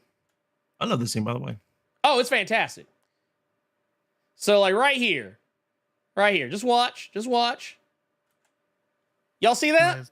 Yeah. Not even regular Angel, Archangel. Yeah. This motherfucker turned to Archangel mid-fall and could have flown down. Also, I just want to point out too, that motherfucker turned into Quicksilver like not long after that. He could have ran down there and caught that motherfucker before he hit the ground. He could have ran. Look, he could have transformed. Let me correct. They could have transformed and ran down the side of the building. Got to the bottom, turned into Blob or somebody else, or which he did. He actually in the same episode he turned into Blob. So yeah, I don't want to hear. I don't want to hear nothing. But first of all, one, I feel silly for not realizing it was Crossfire earlier. It just jumped out at me just now. That's Rossfire. So Crossfire. He said X-Silver and Angel could have caught him, and it's funny because it lets you know like how bad my memory is. I remember thinking to myself, as you read that, I while you were setting up to cook, he put that up there, and I was like, okay, they weren't there. What? Why would you say that? And then I was like, oh yeah, yeah. but that's kind of my thing though. And also, actually, because every time I see it, it makes me think of the old board, kind of toy board game thing. Like it's always in the back of my head. So anytime I hear Crossfire, that's what's playing in my head. Crossfire. I'm laughing because I was like, "Who the fuck are you talking about?" And I'm looking for Crossfire, and then I see that. But Crossfire, X-Rose fire. That's such a good. That's he's like he's with. Over here, like it just to get us back on track though, because we're going out in the weeds, and I want to get us to the ultimate thing. Yeah. The thing here is there was only two people who could not have saved that man. And that's Cyclops and Wolverine. Those are the only two. And I want to make sure that we're clear on who was present. Because I saw some people saying stuff that just didn't add up when people were talking about on Twitter. These are all so I take that back. Beast, Wolverine, and Cyclops. Nothing they could have done to save that poor man. I say poor man, I'm being facetious because he was not poor. But yeah, Morph could have saved Trask. Nightcrawler could have saved Trask. Jean, we literally in the next scene saw this motherfucker hold up the whole team plus a whole building and fling it somewhere. So it was one of those deals, there were so many people cooking Kurt. But I think the reason why Jean didn't get cooked, she didn't catch any shrapnel in this, is because she didn't say anything when Rogue did what she did. Two people, matter of fact, Beast as well. Beast didn't say anything either. Beast was present. Beast didn't say shit. But we know the real Beast. Beast is like, yup. He's like, yeah, fuck that. He's like, yeah, man. He came up and throw his ass again. Look, y'all figure it out. Look at how he's doing. Look how he posted up in the picture. He just yeah, man, fuck that motherfucker. Nobody else. Listen. Not even that. What we know about what Beast is about could become. Well, hopefully we'll see that Beast. We'll get Hickman's Beast. But I feel like everybody in this picture is looking somewhere else. Beast looking at you like, you know what's up? Yeah. Oh yeah. I would have killed that bitch too. He's like, no. He's like, I know exactly what time it is. Yeah. Can we talk about just for 3 seconds how Professor X faked his death so he can go clap some space cheeks and get some legs? Look, it was all for the best. Okay, Is that what it was? Hey, is that what it was? Hey, Look, everything happens for a reason. He's like, look, man, I'm weak. Yeah, I mean, have you seen? Have you, bro? This shit is skin tight. This is not holding nothing in. It's just like that when she takes it off. Right? Exactly like that. It's like You trying to tell me you would pick Earth over that? You're lying. Wait, look, my man's over here like, he's like, look at my alien bitch. That's mine. Okay. I'm You would have hitting that. abandoned Earth too. You would have abandoned Earth too. Look. Here's the difference between me and Professor X. I didn't start a movement. Hey, look, he's like, man, fuck this Milky Way ghetto bullshit. Yeah. He's like, you can't get no cheeks like this in the Milky Way. Nah, bro. But later on, somebody went to say, "Hey, she didn't mean that about the ghetto Milky Way. She's not. That's her father talking. That's a I don't like that. She's right. She's cool. Whatever. Yeah, I left for a reason. I just wanted to point that out because I'm over here thinking to myself like, oh, now that your kids are dead, and he's like, I gotta go back, and I was like, bro, keep that same energy. Well, keep let me that tell you same something. energy. When You you ain't getting shit. your toes curled, by that sheet, like got Charles there talking about some. Look, the double entendre. The double entendre on the. She owed him a blood debt. Wait. Was the leg curls? The toe curls. Was that's intentional because of the dude that can't feel his legs? Got some good shit, so good. Yeah. His toes are curled. Was that what you trying to do? Ooh, I did. Oh, I didn't think about that whole. Because if that's the case, that shit was funny. If not, I feel a little bit bad. Just take it. Just say I'm it was gonna on take purpose. it. I'm gonna take it. Yeah, I'm just look here. Let me hit this too. Hold on. So real talk. I will. This is the funny thing to me about it, though. This is the funniest part about it to me is the fact that this man has he's faked his death to go get some cheeks. Celestial cheeks. Celestial, yeah, right. Like these are the extraterrestrial cheeks that he's Death. getting. He just didn't come back. Cheeks in between the stars. Yeah, no. He look. This man out here. He was look. He got his eyes rolled up in the back of his head. She got this dude seeing psychic visions. Hell, this man is walking different now. He's walking different. He is quite literally walking right now. I mean, he got a little bit of weakness in the step, but I mean, yeah, he's getting there. But no, hair is not available. Charles got that bird. Hey, look, that bird hit different. The bird hit different. Man. But no, I just want to point out though that if Charles, knowing what he knows, he's going off into space, he's getting these cheeks, he's getting he's getting his toes curled up, and she's putting it on him, and you realize like kind of into it that like, man, this is some deadbeat dad energy for your ass. He's like, yeah, man, they're good back at home.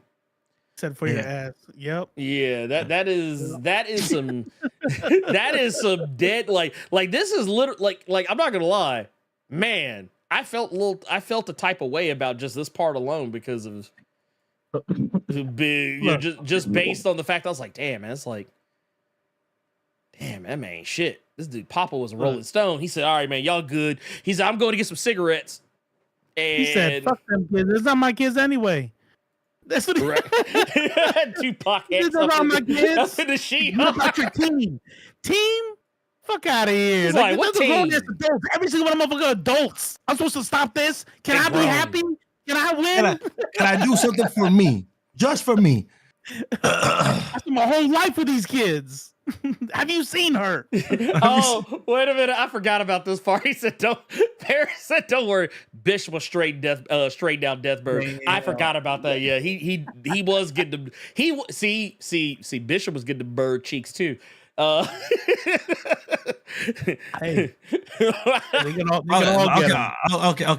Okay. That I didn't know that. and now I feel some type of way about the Milky Way ghetto comment.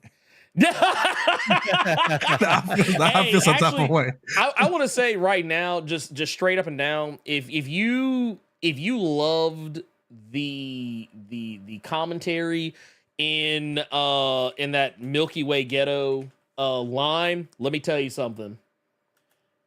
You would not have that line.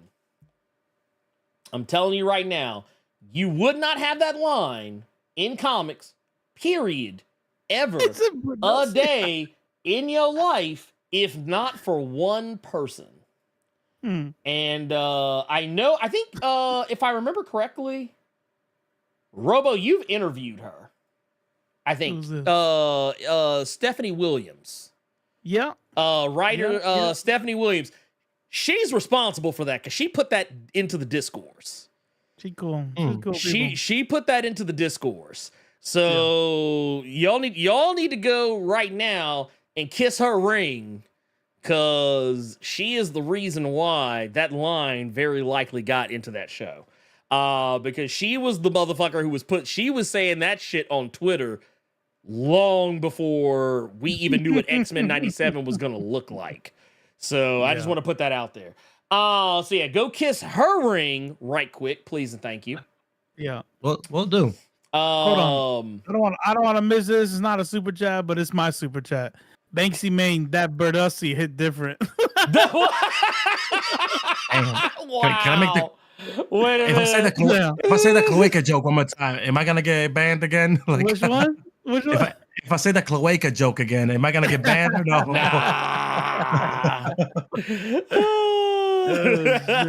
Hey, look, got Xavier out here talking about some. Like, hey, yo, I be having a tweeting all night, if you know what I mean.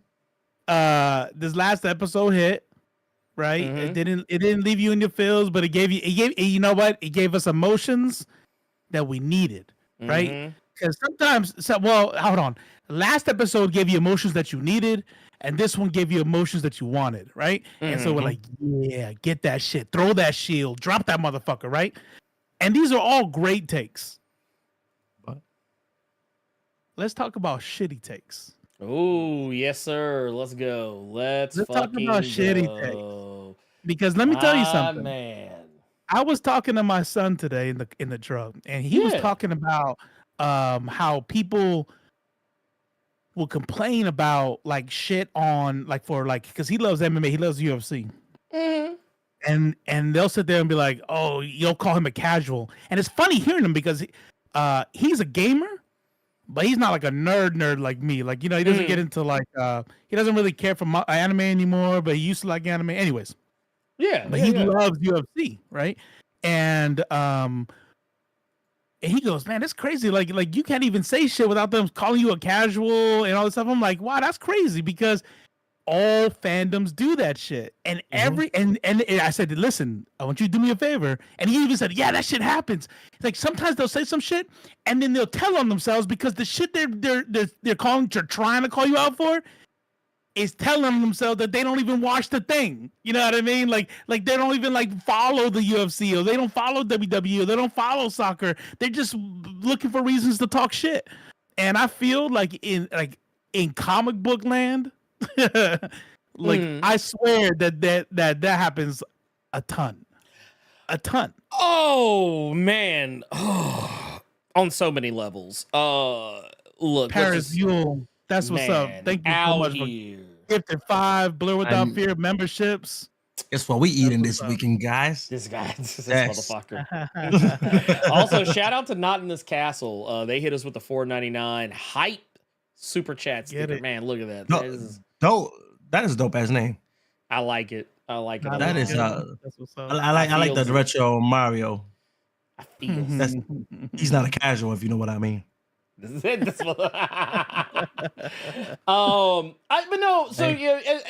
saw a lot of people kind of. Oh wait, and we do have another super chat that I think that I missed from earlier. Right here. This is Gokon Sure's baby's father. Let me let's get him real quick. Says drop a tear when G lifted the building and didn't faint. LOL, she came a long way. Everyone clap for her. Because that's all she did in the 90s. They're gonna ruin the meme. Nah, she goes, nah, I'm not letting him do that to me this time. I'm not letting him do that to me this time. I'm not fainting. I'm not She's like, do nah. it. Well, you know, Scott. well, you know, they did the when she first showed up when they were doing the whole clone thing. That was like the first thing she did is she fainted when she came in the door. It was like that was why so many people it was part of why I knew, but like when it happened, it was like it just made sense because I was like, oh, Madeline didn't faint at all like in the first episode or the first 2 episodes, but I was like, all of a sudden this clone of Jean shows up and she faints. I was like, that's the real Jean. Is that the first? I was like, that's the real Jean right there. Hey, we're not gonna do this too much, right? But you know me, I got we'll show you attention for a little bit, and then we're gonna get into it. Neon Darkness says, y'all fans, what do you say? Y'all fans won't be happy unless Wolverine is by. Y'all folks just want to see Wolverine be by for Morph. Let me tell y'all something. Listen, Wolverine is an animal. If Wolverine was pansexual, that shit would work. And if Wolverine smashed Morph on here, first of all, you don't even know what Morph would be at that point. Because if Morph wanted to be, if he wanted to be a Deathstrike, he could be Deathstrike. I'm not gonna lie. Hold on, time. Can I say something? This motherfucker is our biggest fan. He's been on every episode. Neon Darkness. That's what's up. Oh, hey, okay. Thank you for the views. I mean, I appreciate the hate watch. Because I always remember the Gojo and the corny ass name, and I'm over here like, what the fuck is a Neon Darkness? Get out the way. But I'm over here like, yo, this motherfucker's back. Wait, he was on the last episode. This motherfucker is a fan. Well, yeah. I will say this. I think it's funny because, and I feel like this might be a little bit of a self-report because no one said anything about Wolverine being bi, or actually, we haven't even really talked about, I think Wolverine came up in passing once. It had nothing to do with Morph. So I'm like, so clearly this is something on your mind. And I mean, if it is, that's cool. Hey, let me see your DeviantArt. You won't be happy unless Wolverine takes off his shirt and goes up to Cyclops and smells his hair. I bet you would like that, wouldn't you? Hey, lick your lips when you say that. Who's thinking about this? It's you. I mean, here's look. Let me tell you something. If Wolverine walked up to Morph and said, "Hey, Morph, turn into Jean," and then started clapping Morph's cheeks, it would be the most normal thing to happen on that show. It would be the most normal thing. Okay. I just thought about this, right? Imagine every stroke, every clap, Morph can't control it, so he just starts randomly morphing into other characters. Yeah. What if they morph into Sabretooth at some point? Oh, it's like but here's the thing: is the whole character behind Wolverine is like, he goes into beast mode. And let me tell you something, for those who don't know, animals, they're not straight or gay. That's not a thing. Look, and animals let me tell you something real quick. It's not even about straight or gay. My story has nothing to do with being straight or nothing. I saw this one video that made me super sad. It was a squirrel that was dead in the street, and another squirrel was coming up and like nudging him and shit, and it had a sad song to it. And I'm thinking like, fuck, bro, that's so fucking sad. Like, he doesn't understand death. And then it cut through and says, "Hey, how you doing? I'm here to ruin your day. I'm an animal behaviorist, and I work on small animals. That isn't kindness. That squirrel's about to fuck that dead body. Just so you know. So all that behavior, you can see by the tail, you can see by the twitching motions. That squirrel is turned on. So it's not what are you gonna call it, a necrophilia? No, animals don't give a fuck. They just fuck. They just fuck. You know what I mean? And it just so happens that pheromones make them do the thing. But I'm gonna stop talking.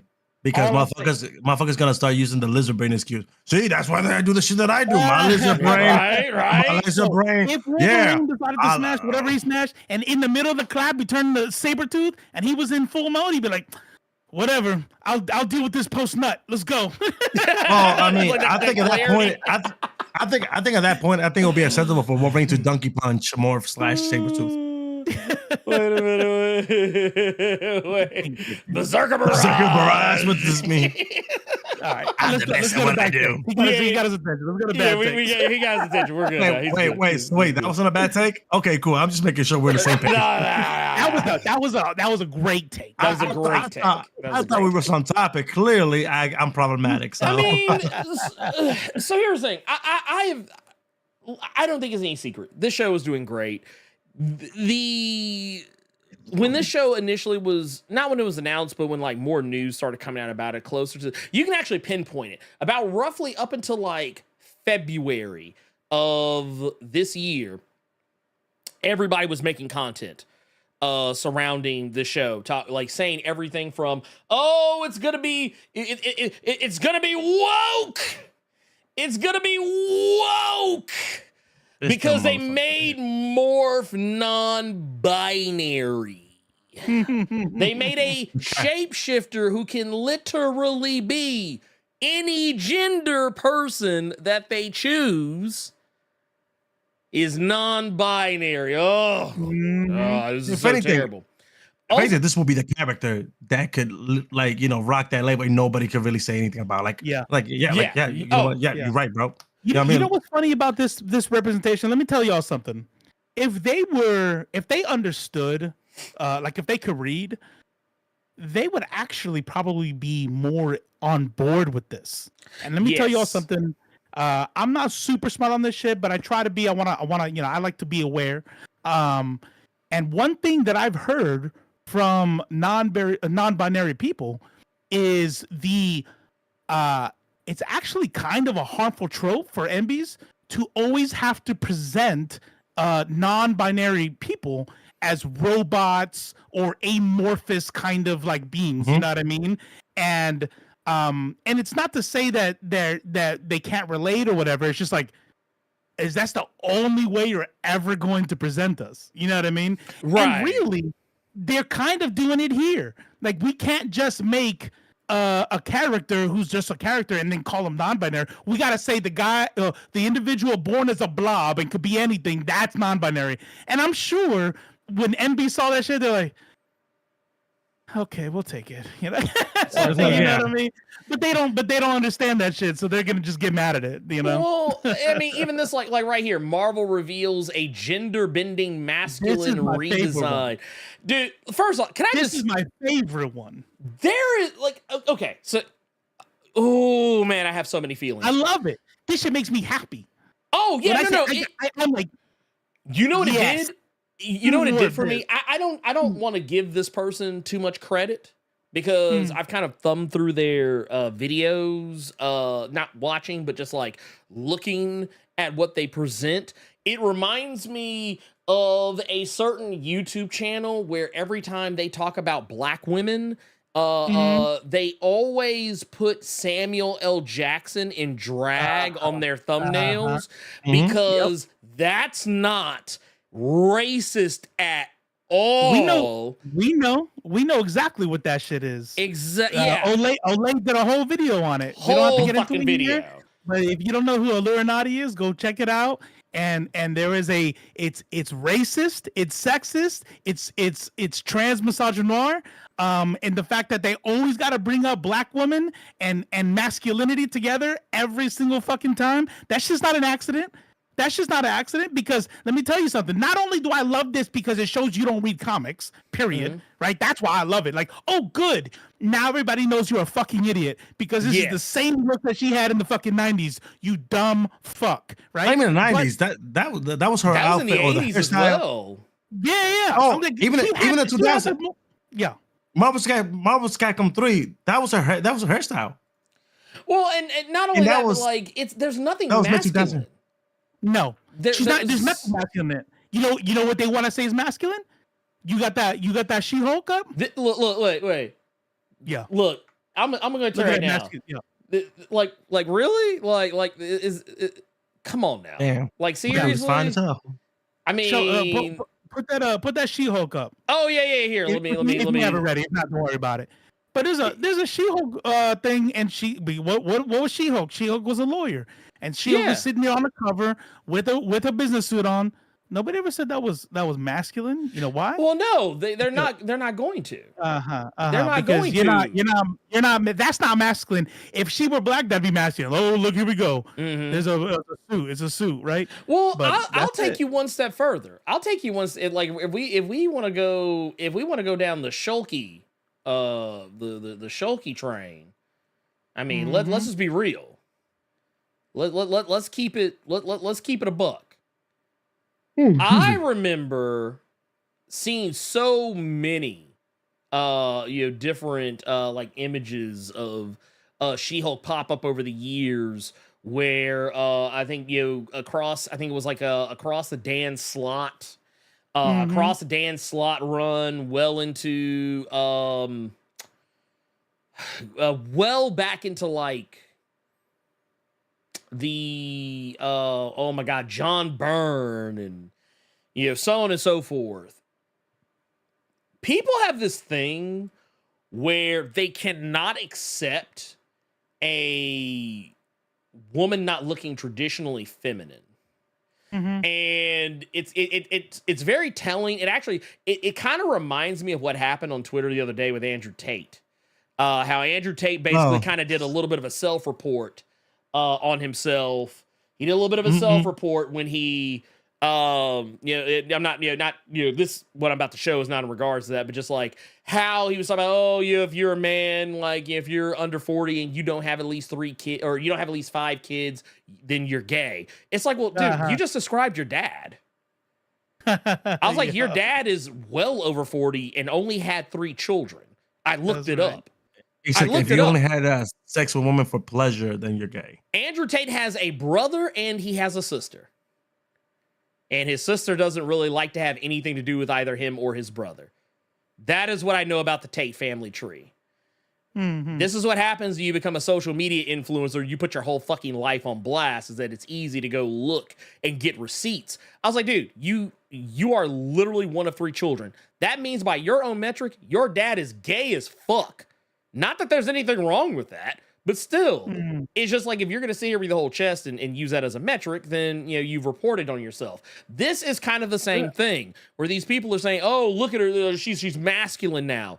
I'm sorry, but if I see a black woman who has a mohawk and wearing a biker jacket or a pants suit, whatever, the thing that crosses my mind here, I want to zoom this in just because why not? I don't see anything manly.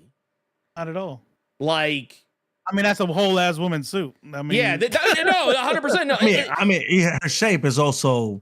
It's a very feminine form. Feminine, yeah. There's nothing male. Like, okay, I know some men have it stuck in their head that mohawk equals man, and that's usually what it boils down to. Whenever I've had this argument with people, about Storm and the mohawk, it always comes back to this. It always boils down to when you ask them why they don't like the mohawk. Man, it's because it makes her look like a man, and it's like, well, that's because you, in your stupidity, associate mohawk with man. That's it. Women can have mohawks too. That's right.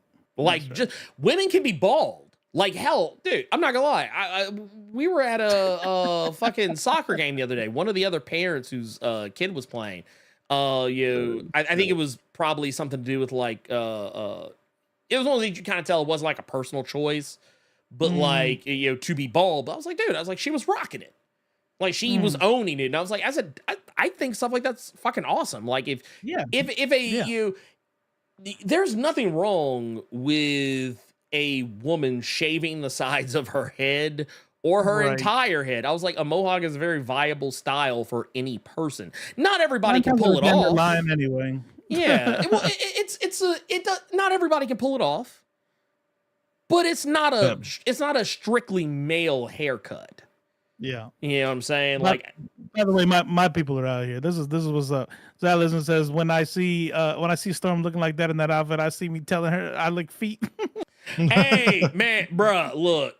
I mean, look, first off, let's be real. Half these, but like, and this is, you know, obviously we're talking about make believe, but like all these people saying this dumbass shit, like talking about, oh man, it's fucking stupid, man, I fucking hate this shit. Dude, first off, y'all wouldn't even be qualified to drink Storm's bathwater.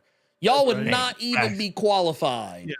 Yeah. You would not. So don't even sit here and act like you like. And that's what I mean by the line. Like, look, everybody has different tastes. That's fine. You know what I mean? Like, you might think like Beyonce is actually the baddest. That's peak form. You might think Megan is peak form. You might think Taylor Swift is peak form. And you know what? I ain't gonna hate. Like, everybody has different tastes, right? Entitled. But sometimes they come out here and they're like they're showing like the baddest, right? Like a supermodel, and maybe she's plus size, but we know what that means. Typically, is like, okay, you're still baddie, you just not 110 pounds, you know. Right. And it's like, you ate this morning, basically. Why are we? You know, I'm like, yeah. Why do you have to lie? Like, why? Why do you have to? You know, you could take fat phobia anywhere. You know, even if they didn't look good, but they pick like the baddest ones to say you're nasty. I'm like, the shit that gets to me is like the dudes that we call in mid, or like I would never date somebody like that, some shit like that. Like when they try to do that with Margot Robbie to find a picture of her makeup, and I'm like, bro, even like in what world, in your world, you think that you in your basic ass basement dwelling, non-hygiene, like and you think that ass, do you think you have a mid right? Like seriously though, like think about it. Like you guys really think you could even stand next to this person, let alone have a shot? Yeah, no, never. Not a day in your life. But I do want to get the super chat because I actually lost it earlier. We got one from Don Heim with the $5. Says, plan to watch tomorrow. Just stopped in and say thank you for the great content, great discussion, and cool atmosphere. You are always welcome. And I hope you see this or hear this rather when you come back and catch the VOD. We appreciate you, pimp. But to get, I had it pinned. I wasn't gonna let you forget. I pinned it. Oh, look at you. Look at you. See, my man. You know, full disclosure, I am so engrossed in OBS that I don't even look over. You can't. No. You do too many things at once. I can't be pinned. I'll be like, huh? It's too much shit. But no, here's another one of my personal favorites. It's this dumb bitch. I feel confident in saying this because I don't care what anyone says. She's a dumb bitch. Might be problematic to some, but I call a spade a spade. This heifer right here, Melanie Mack, who is a who is she? I don't know who she is. So she is a YouTuber. She's a YouTuber content creator. Basically, she's a MAGA chud. And she spends most of her time talking about gaming, but like kind of similar to Geeks and Gamers, Nerdrotic. You know how they were all making this content on a regular basis, and all of a sudden, after the first couple of episodes came out, and it was universally praised and loved, and they just all stopped making content about I promise you, go through Nerdrotic, Geeks and Gamers, The Quartering, Melanie Mack, any right-wing MAGA chud content creator, go back and I promise you, if you scroll back to like a month ago, like in their videos, like scroll back to when you start seeing videos from like a month ago, when it gets to like 1 month, 2 month, you'll probably see some videos. After that, they have been fucking quiet about this shit. And here's the funny thing, going back to her, going back to this Melanie Mack bitch. She says, oh, the trailer looked great, but then you see this. I just don't trust that there won't be more woke stuff thrown in. I guess we'll see. Okay, so what was the initial woke shit? So no, this a fashion show, a mutant fashion. Okay, first off, this is how you know these motherfuckers aren't serious. This is how you know these some bitches ain't serious. Okay, now here's the thing, and I have this. I have this pulled up, and here we're gonna go to it. Where is it at? Is it yeah, this heifer right here. This heifer right here. So here, actually, and I want to change some stuff real quick, just because I really want you guys to I don't know if you'll be able to. I don't know if you guys hold control and use your mouse wheel. That will zoom that shit in. Well, no. Wait, what is this thing? Okay, here, let's do it like this. And it's a video. There, okay, I got it. I fixed it. I fixed it. I was trying to make it. I was gonna switch it to where y'all will be able to hear what I play. Okay. Because this is important, and I want you to hear genuine fucking stupidity. Let's go. On a level heretofore which you have never heard before. I don't know. Today was pretty wild. I love that headline. That headline brings me joy. Oh yeah. This right here, this was chef's kiss to me as far as I was concerned. So here, let's just go ahead and jump into this bullshit. Some swings being. Oh wait, hold, I want to turn this up because I forgot. I sometimes turn my shit down because my shit's usually like problematically loud. So here, let's do this. Her voice annoys me. Oh, already. At the MAGA crowd. All that stuff. Not even just MAGA. Why do they consider everybody who's not on board with woke ideology MAGA? That's just odd to me because that's not always the case. But I think the overall message that we're getting is definitely trying to take a swing at anybody who's not on board with woke ideology. They're definitely trying to insert. First off, those tattoos are oppression. Hey, we're unfortunate. Oppressed. We need affirmation. This, that, and the other type. What the fuck message. is woke ideology? And she couldn't tell you. See with, there was a fight scene, for example, and one of the humans was like, "Hey, humans have problems too. You don't see us whining about it. I hate that you whine about it, and I hate you." And that to me definitely felt like a jab at people who are not. Why? Why would it feel? Why would it hurt your feeling? Like finish the say English is fucking me up right now. If nobody says that, then you should be confused. Like how used to be? I never heard anybody do that. It's like, interesting that you think that you were being. Let me tell you something. A lot of this shit can be boiled down to this. My granny has a saying, or I say she had a saying. It is filtered down to my mother, and that same saying is filtered down to me. A hit dog will holler. And if you don't know what that means, that is a Southernism that basically says if someone says some shit and it hurts your feelings, there's a very high chance that, like, and what I don't mean like someone like directly insults you, but like someone's talking about something. They're not directly addressing you, but you hear somebody say something and it makes you mad at them. It's very likely because you feel that maybe they were talking about you. And I fucking love it. Because this is a 100%. Self-report. This is a self-report. That's it. You literally just sat up here and said, well, this guy was like going around saying, I hate you.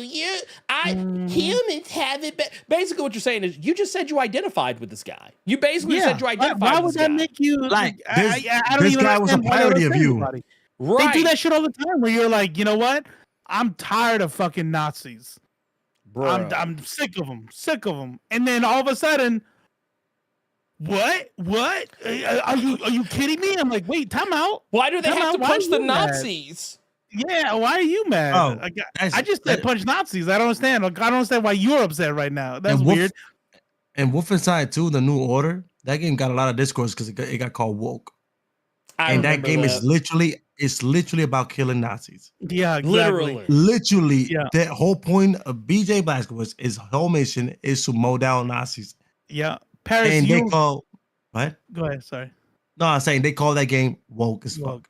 Yeah, Paris, you coming in with $20. Let's be real. Biggest don't like mirrors because mirrors reflect the truth they deny.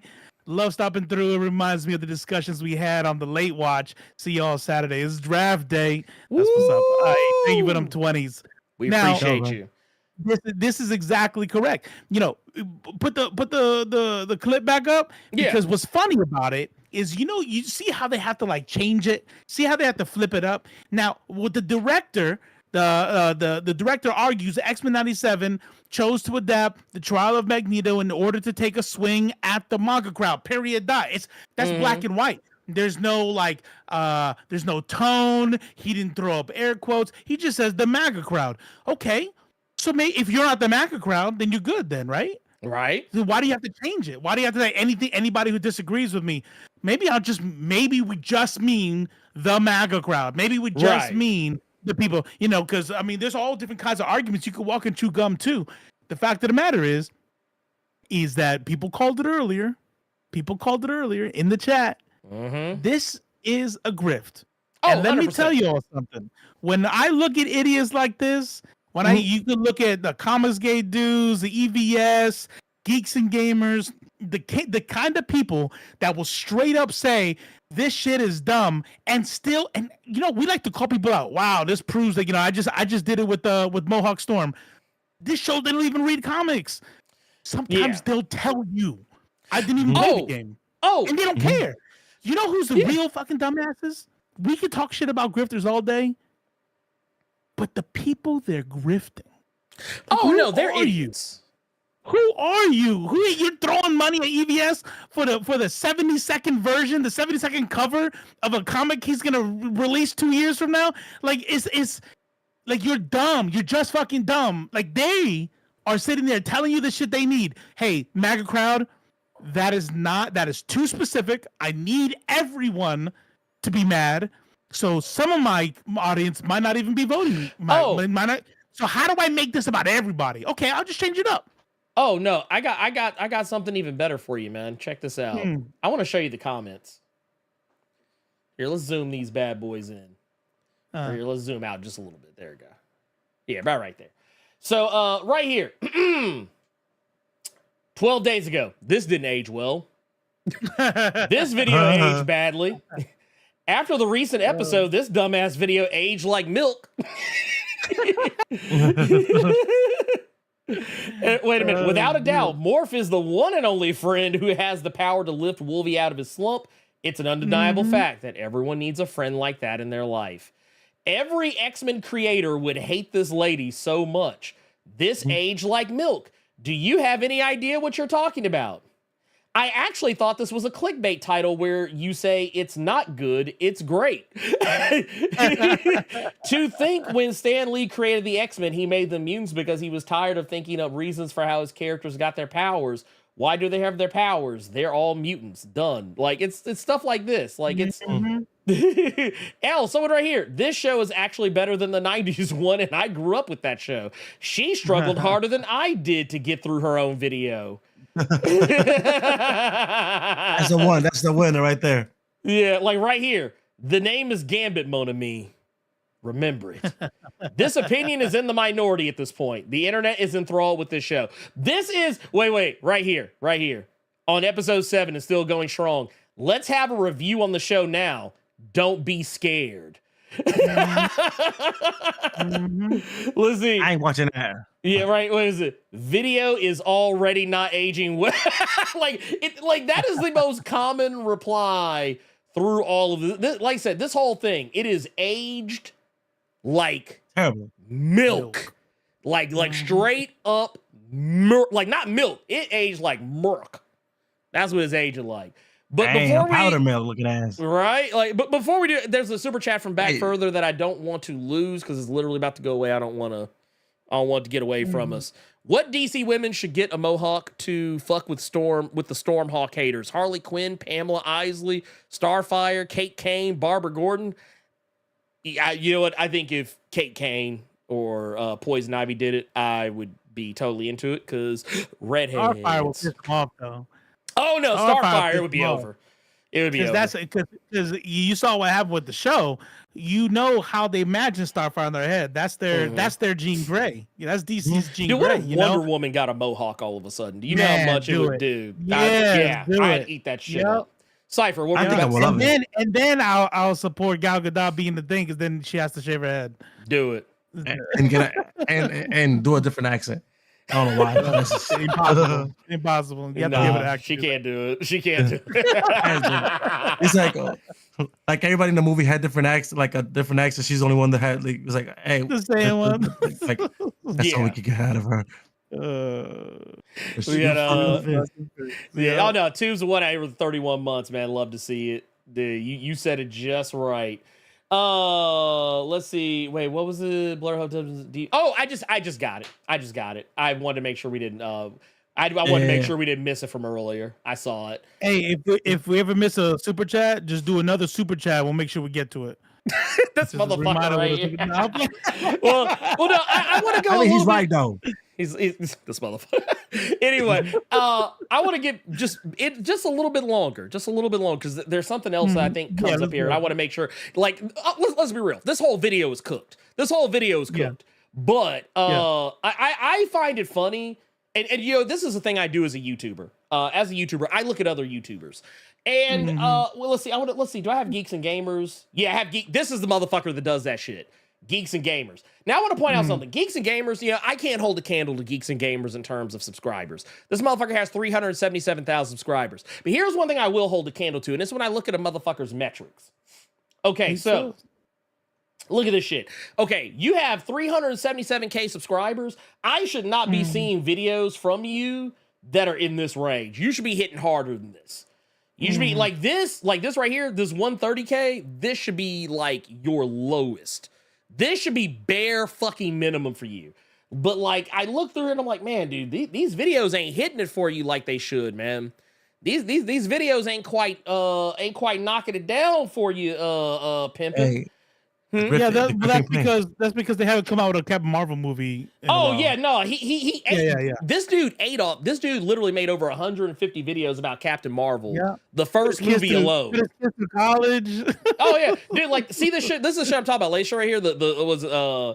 Oh wait, that was a little too much. It was a little too enhanced. But like, yeah, this was it Black Girl Magic. This one right here. Like, it's like, oh, look at that, Samuel Jackson, of course. Oh yeah. Look, Samuel Jackson again, right here in the backlash one. They tell you who they are. They tell you who they are every fucking time, and they're not even good at it. You know, like at this point, we should just stop calling them dog whistles. They're like more like somebody yelling, "Come here, bro! Come here!" Well, no, like, look at this shit though. Look at this shit right here though. So, okay, we've scrolled back a little bit. Here's the video we were looking at earlier. 2 months. This is the last time he's talked about X-Men 97. 2 months ago. Since this video here, I'm gonna click on it because I want to go into the comments. I want to see what these comments look like. I want to see if they look the same as old girls. Oh, yep, here it is. Already. Milk is the first one. Yep. Age like milk. Whatever happened to Go Woke Go Broke? Because 97 just hit top of Disney Plus. Imagine acting like a nerd and still getting it wrong. My brother in Christ. The entire X-Men comic is an allegory for civil rights movement. How in the blue fuck do you not know this by now? They don't read comics. Dude, look at this shit. Look at this shit. Calling X-Men woke. Calling water wet. 100% Rotten Tomatoes, 94% audience, 910 IMDb. Don't do that. I guess that means it's good. Boy, this pre-review. Tell me you don't get X-Men without saying it. Dude would probably be part of the bigoted No More Mutants protest in the Marvel universe. Oh, 1000%. Dude, look at this shit. Wait, dude. look at it. You don't have okay, look. I'm sorry, but these motherfuckers do not read X-Men. Let's go ahead, dude. Y'all are not reading. Oh, stop. Whole ass grift. A full grift. Like, dude. And they eat it up. It's like, dude, why? Oh yeah, it was the quartering don't talk. I don't even think quartering talks about. Like, I went through all their videos. I literally, before we went live, I went to each and every one of these motherfuckers' YouTube channels, Nerdrotic, The Quartering. You just saw Geeks and Gamers, that Melanie Mac heifer. None of these motherfuckers are talking about. None of these motherfuckers are talking about 97, and they're not talking about X-Men 97 anymore. You know why? They know. Oh wait, go to Tyrone Magnus. Oh Lord, hold on, wait a minute. Is Tyrone? Wait. What did Ty look? Because you know what's funny? I actually completely set that motherfucker to do not recommend. A lot of these motherfuckers are set to do not recommend, so this is gonna be funny. Yeah, I don't want to hear your please subscribe video. Okay, let's see here. Let's look through these videos. Oh, wait. Oh my god. The one motherfucker who still talks about X-Men, he does week by week reviews. Now, here's the thing. I'm curious. I almost want to click on this shit just to see like what dumbass shit he says. But I almost want to go back a few episodes. I want to go back. Let's see what he says. Let's see what he says. Like, I'm sorry. Like, this dude has the fakest fucking reactions I have ever seen in my life. I just want to put that out there. Dude literally has the fakest fucking reactions. Oh, wow. Look. Bruh, come on now, man. Come on. Look. I want to see. I want to see what he has to say. Wow. All right. Wow. That's real. That's genuine right there. Yeah, he felt that. He felt that in his soul. Y'all better watch this episode. Congratulations, Disney. Another non-woke episode, and this was the best episode wait. that I've seen. He said non-woke. Yeah, look, wait a minute. I want y'all to catch what he said there. Here, I want to rewind it because I want to share this for posterity. Disney, another non-woke episode. So this episode 5 was one of the wokest fucking episodes you could have watched. They literally had gay folks like just getting it all at the gala. Like, we literally saw several gay couples just literally booed up. Oh my God. Wait a minute. Wait. This was the same Negro that was pressed. Because 2 grown men had a grandma kiss in Eternals. That was the one where he was like, it was woke. I mean, it was woke. Y'all remember that one, right? Oh yeah, no, he's already. I got this guy. Is it me? Or he looks like the type of motherfucker that eats soup with a fork. Yeah, no, this motherfucker. Look, first off, this dude, he is dumber than a fucking soup sandwich. Let's just go ahead and just say that. And dude, oh my God, like, dude, these people are not serious. Stop. Yeah. Dude. But that's how that shit goes, though. It's just he's trying to do the grift. He's just bad at it, right? He's just bad at it. But he's trying to do the same thing. It's like, all right, oh shit, okay, this is working. Man, yeah. See what happens when you don't do woke shit? That's how you win. And it's like, okay, but then they're gonna go because we know that they get into the shit later and they start quoting. I want to see his shit for today's. I want to see his shit for today's. Yeah. No, I just want to hear just a little teensy weensy Go ahead. Because this was the best episode. Oh, it was the best episode. Man. That I've seen. The animation was magnifique. What angle? Why is he sitting like facing away from the camera? Spoilers, just so you know. Oh my God. In this episode. Okay, I just want to point out something. This man has the and look, I say this as a guy whose wife is a whole ass white woman, but I just want to say this. This man has got the I only fuck white women hairline kind of action going on here. I feel like I'm just saying. Yo, this wait, don't unpause that. What's the dude off of Full Metal Jacket? Oh, Private Pie. This shit had Gomer Powell. He's about to blow his something out. Can we talk about how big his forehead is? Like this dude can smoke a cigarette in the rain. That's how big his forehead is. Dude, bro. What is going on here? First of all, when it comes to shape of heads, I'm gonna sit here quietly because I got a melon. I got a melon. Yeah, but we're gonna see me without hair in a little bit. In a couple weeks, I gotta shave the head. Wait, why you gotta shave your head for? Oh, never mind. No, I apologize. Wait a minute. Sir G said, to be fair, Ernie, his ex was white. Now he's got a Hispanic girl. Oh my God. Look, so maybe that's why he's cutting his hair now. Because you notice, like, I don't know. You just look at a motherfucker and tell what they do and don't do. I bet money. I put money. She's Mexican. Oh yeah, Yeah. Oh yeah. Oh, hey, nothing but love for my Mexican cousins, but The self-hate is real. Why this dude out here? Why is he out here looking like Megamind out in this bitch? looking like a whole leader out here. Hold on, I gotta get that Goma Pausino. I need y'all to see exactly what I'm seeing. Hold on. Another great clips customer. Bro, Supercuts, he must have the membership card. Bruh, he got to. He got to. He got to. It's a 5-head. Oh no, not the 5-head. No. Look at this thing. He got Goma Powell got the same hairline and everything. He's like, oh man, same let me get the here, wait a minute. Wait, I'm about to pull this shit up. Hold on, wait a minute. Let me get this. I'm legit looking and like my man is Bruh, stop! It's like you adjust the slide in an RPG. Wait a minute. Oh shit, bruh! What is he doing?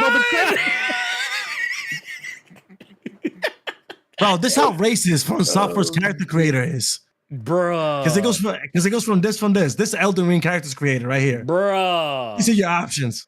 Bruh. When life imitates art, head ass. Oh shit. I'm dead. Look, hey. What did I just tune into? DSB. look, wait, why does dude look like one of my creator wrestlers on like WWE 2K20? You know, hey, this is every black character in a video game from 1992. Bruh. Oh my god, dude! You know he's good. You know what? Honestly, if I ever find myself in a situation where I'm in the same room with this motherfucker, do you know I am gonna have a very difficult time not calling this motherfucker Private Pile? This is motherfucker Gomer Pile like a motherfucker. Oh yeah, I'm like, man, what's up, Gomer? I mean, yeah, what's up, Tyrone Pile? Tyrone Pile. Oh my god. I'm sorry. I forgot his name was Tyrone. Sorry. His name was Tyrone. Look, dude. His name is Tyrone, guys. I'm sorry, guys. I look. Right. Wait. You're Where's right. my apology music? Oh, I need my name apology. Can I get my? I need to get the apology music. I want to. Somebody said he looked like Armstrong Levi. Levi from Invincible. I'm done. I'm gonna sign out here. Look, wait a minute. I'm gonna sign out here. I'm about to send Invincible through the multiverse looking head ass. Yo, that man Balrog. Not Balrog, bro. Oh no. TJ Combo looking ass from Killer Instinct, bro. Combo breaker. Combo looking mother. I'm too old to be laughing like this. Don't make me laugh. Don't make me laugh. Wait. I gotta point out something.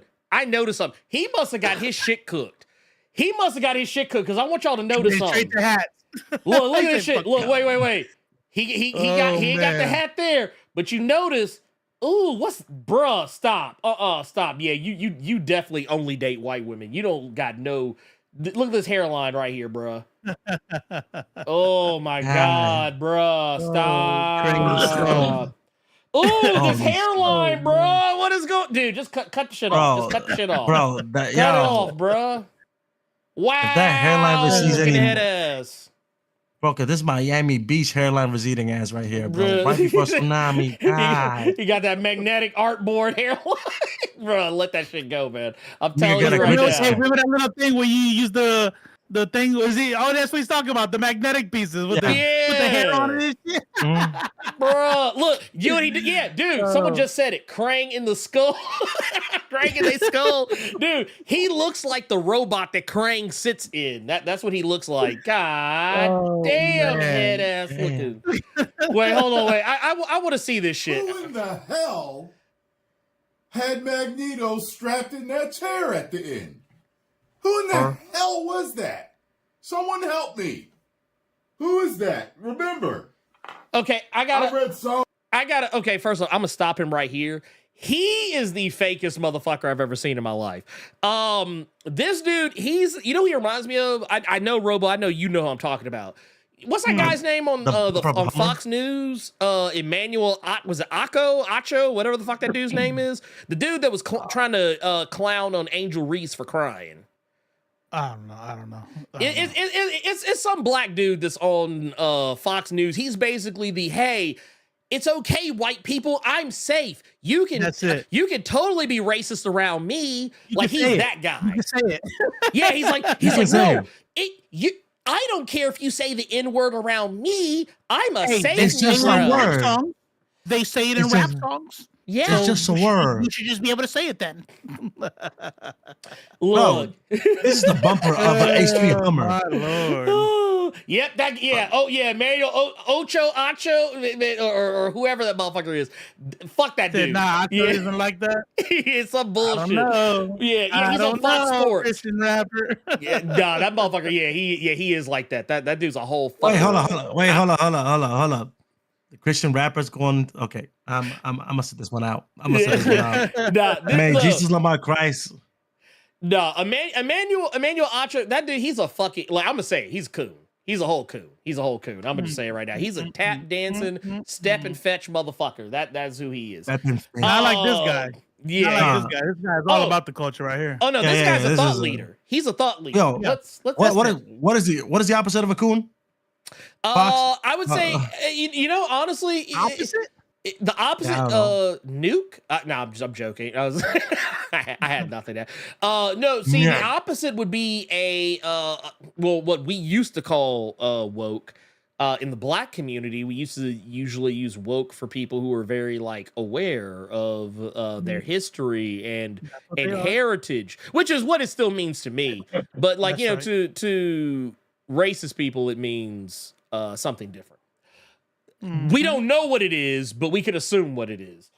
They don't know. We know, but they don't know. No, hell no, not hotel. When we say opposite of the C word is gonna be something good, right? Yeah, it's gonna be something good. Like, I wouldn't. No. I guess a woke king. I don't know. I mean, I don't know. But I want to hear. You know what? We're being a little harsh. Nah, he's probably actually pretty smart. Yeah. Let's. I want to give him a chance. I want to. Yeah, I don't think he's repping. I don't think he's repping for the Corsairs Crusaders. I don't know. No. I am of the belief. I'm glad you laughed. I'm glad Robo. I'm of the belief that this guy, I think he's a straight shooter. Let's hear him out. X-Men comics growing up. Nigga, you ain't read no comics. Read Spider-Man. You didn't read that. And whenever he would cross over with the Avengers or with the X-Men or whoever it was, I got to see a lot of others. But I mainly collected. I have other comics, Batman. I have stuff on DC side. I have some stuff on Marvel, but mainly, you see my collection. This line, motherfucker, right here. The lies he tells. Hey, what's the point? He the comic book he reads went to a different school. That's what they really? No.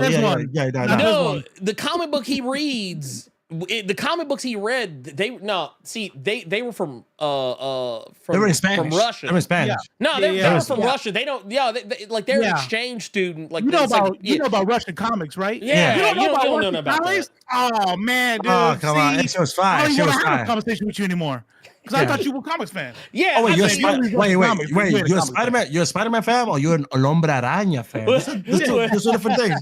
It's two different things. I mean, look, here's the thing. Fast food Taco Bell. The ones you get with the Happy Meals and shit. Okay, you know what?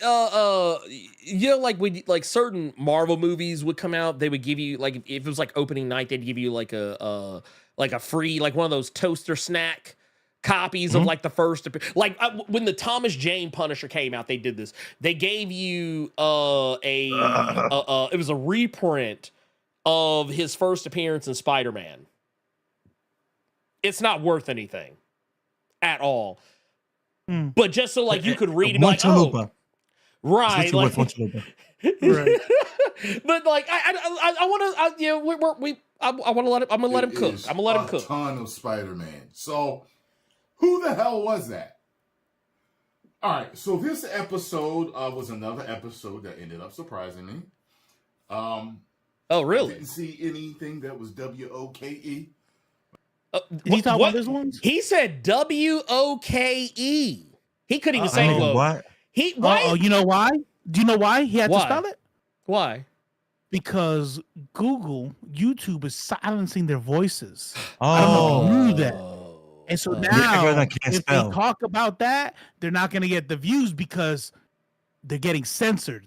They're getting censored. So it's like when we say like a PDF file. Right. Or They we gotta say spell like it out. SA or unalive. Ah, Oh, thanks, man. Obama. Wow. Yeah. If you listen to them long enough, Mhm.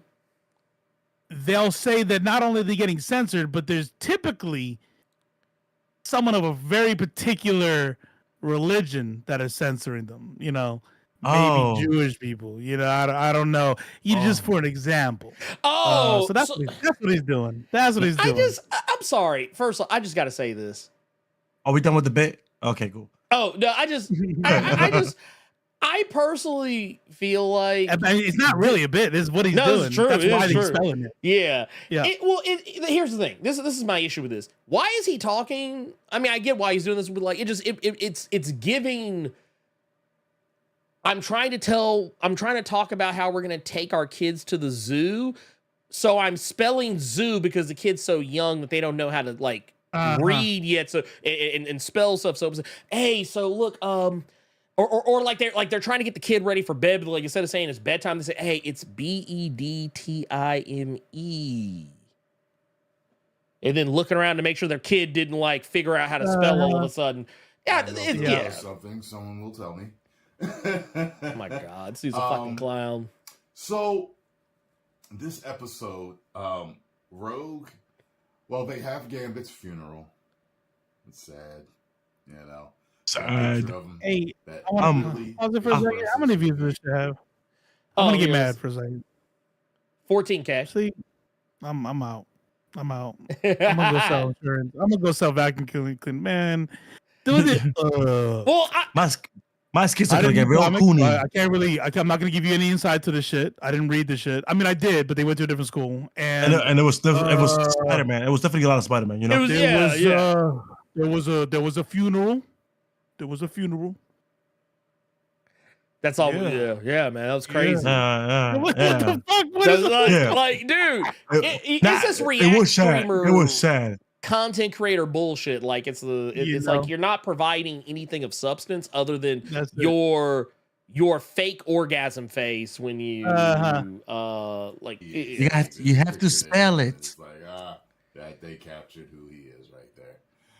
So Rogue is flying around like Zack Snyder's Man of Steel, breaking atmosphere and sound barriers, landing and breaking the ground beneath him. Although because that never happened before Man of Steel. Never. The ground when he landed. I know when he shot off, he did. Superman Returns had him crack the ground. Yeah, never happened when Hulk lands or when Thor lands. Yeah. I love how this dude it's not a superhero trope at all. He's trying to turn his wheels as if he's caught onto some grand conspiracy. It's like, okay, tell me once again, you don't know what you're talking about, please. Well, here, let me tell you. I don't know, because I know not everybody has as unhealthy a presence as me on social media. Some people know how to unplug, but what he's doing right there is trying to bring this into Zack Snyder's DSB called it. Movies is the script. So he figured out a way to bring it back to, hey, you saw what they did with Rogue? That's what Zack Snyder did. Like they did that, and that's why he goes, I don't think we saw that before. Like I know he did it when he took off, but I don't think when he landed, or some bullshit. He's doing the Zack Snyder is the blueprint thing, which is stupid. But you're right. If he thinks Zack Snyder is the blueprint, then you didn't read comics. Zack Snyder just redid the superhero landing that's been there since forever. This is literally a self report, like on every level, on every fucking level. There's still like a here. I don't know why I'm torturing myself. Are we gonna do a whole 6 minutes? No, we're not going through the whole thing. I was hoping he would say something. I was hoping he would say something profound. She's Bogarting. He will. Strong arming everybody. Guess who shows up when she's looking? Captain America. I was like, I expect to see you. Okay, first off, Captain America was like the shield was literally in the trailers. Anyway, you know what? He didn't prep for this shit. Huh? He didn't prep. He didn't have no prep. There's no outline. He's just like, man, I gotta make a video today. Dude, oh my god!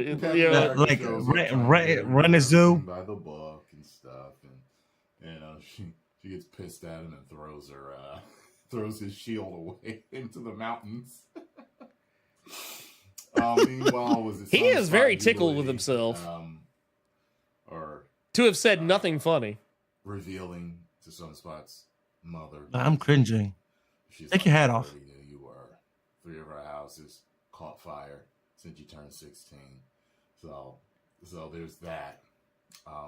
Wait. He didn't cry woke. He didn't cry woke.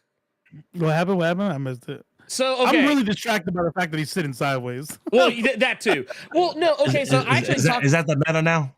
I talked about this in my video for this, and I don't expect a lot of people to remember this, but they actually changed Sunspot's mother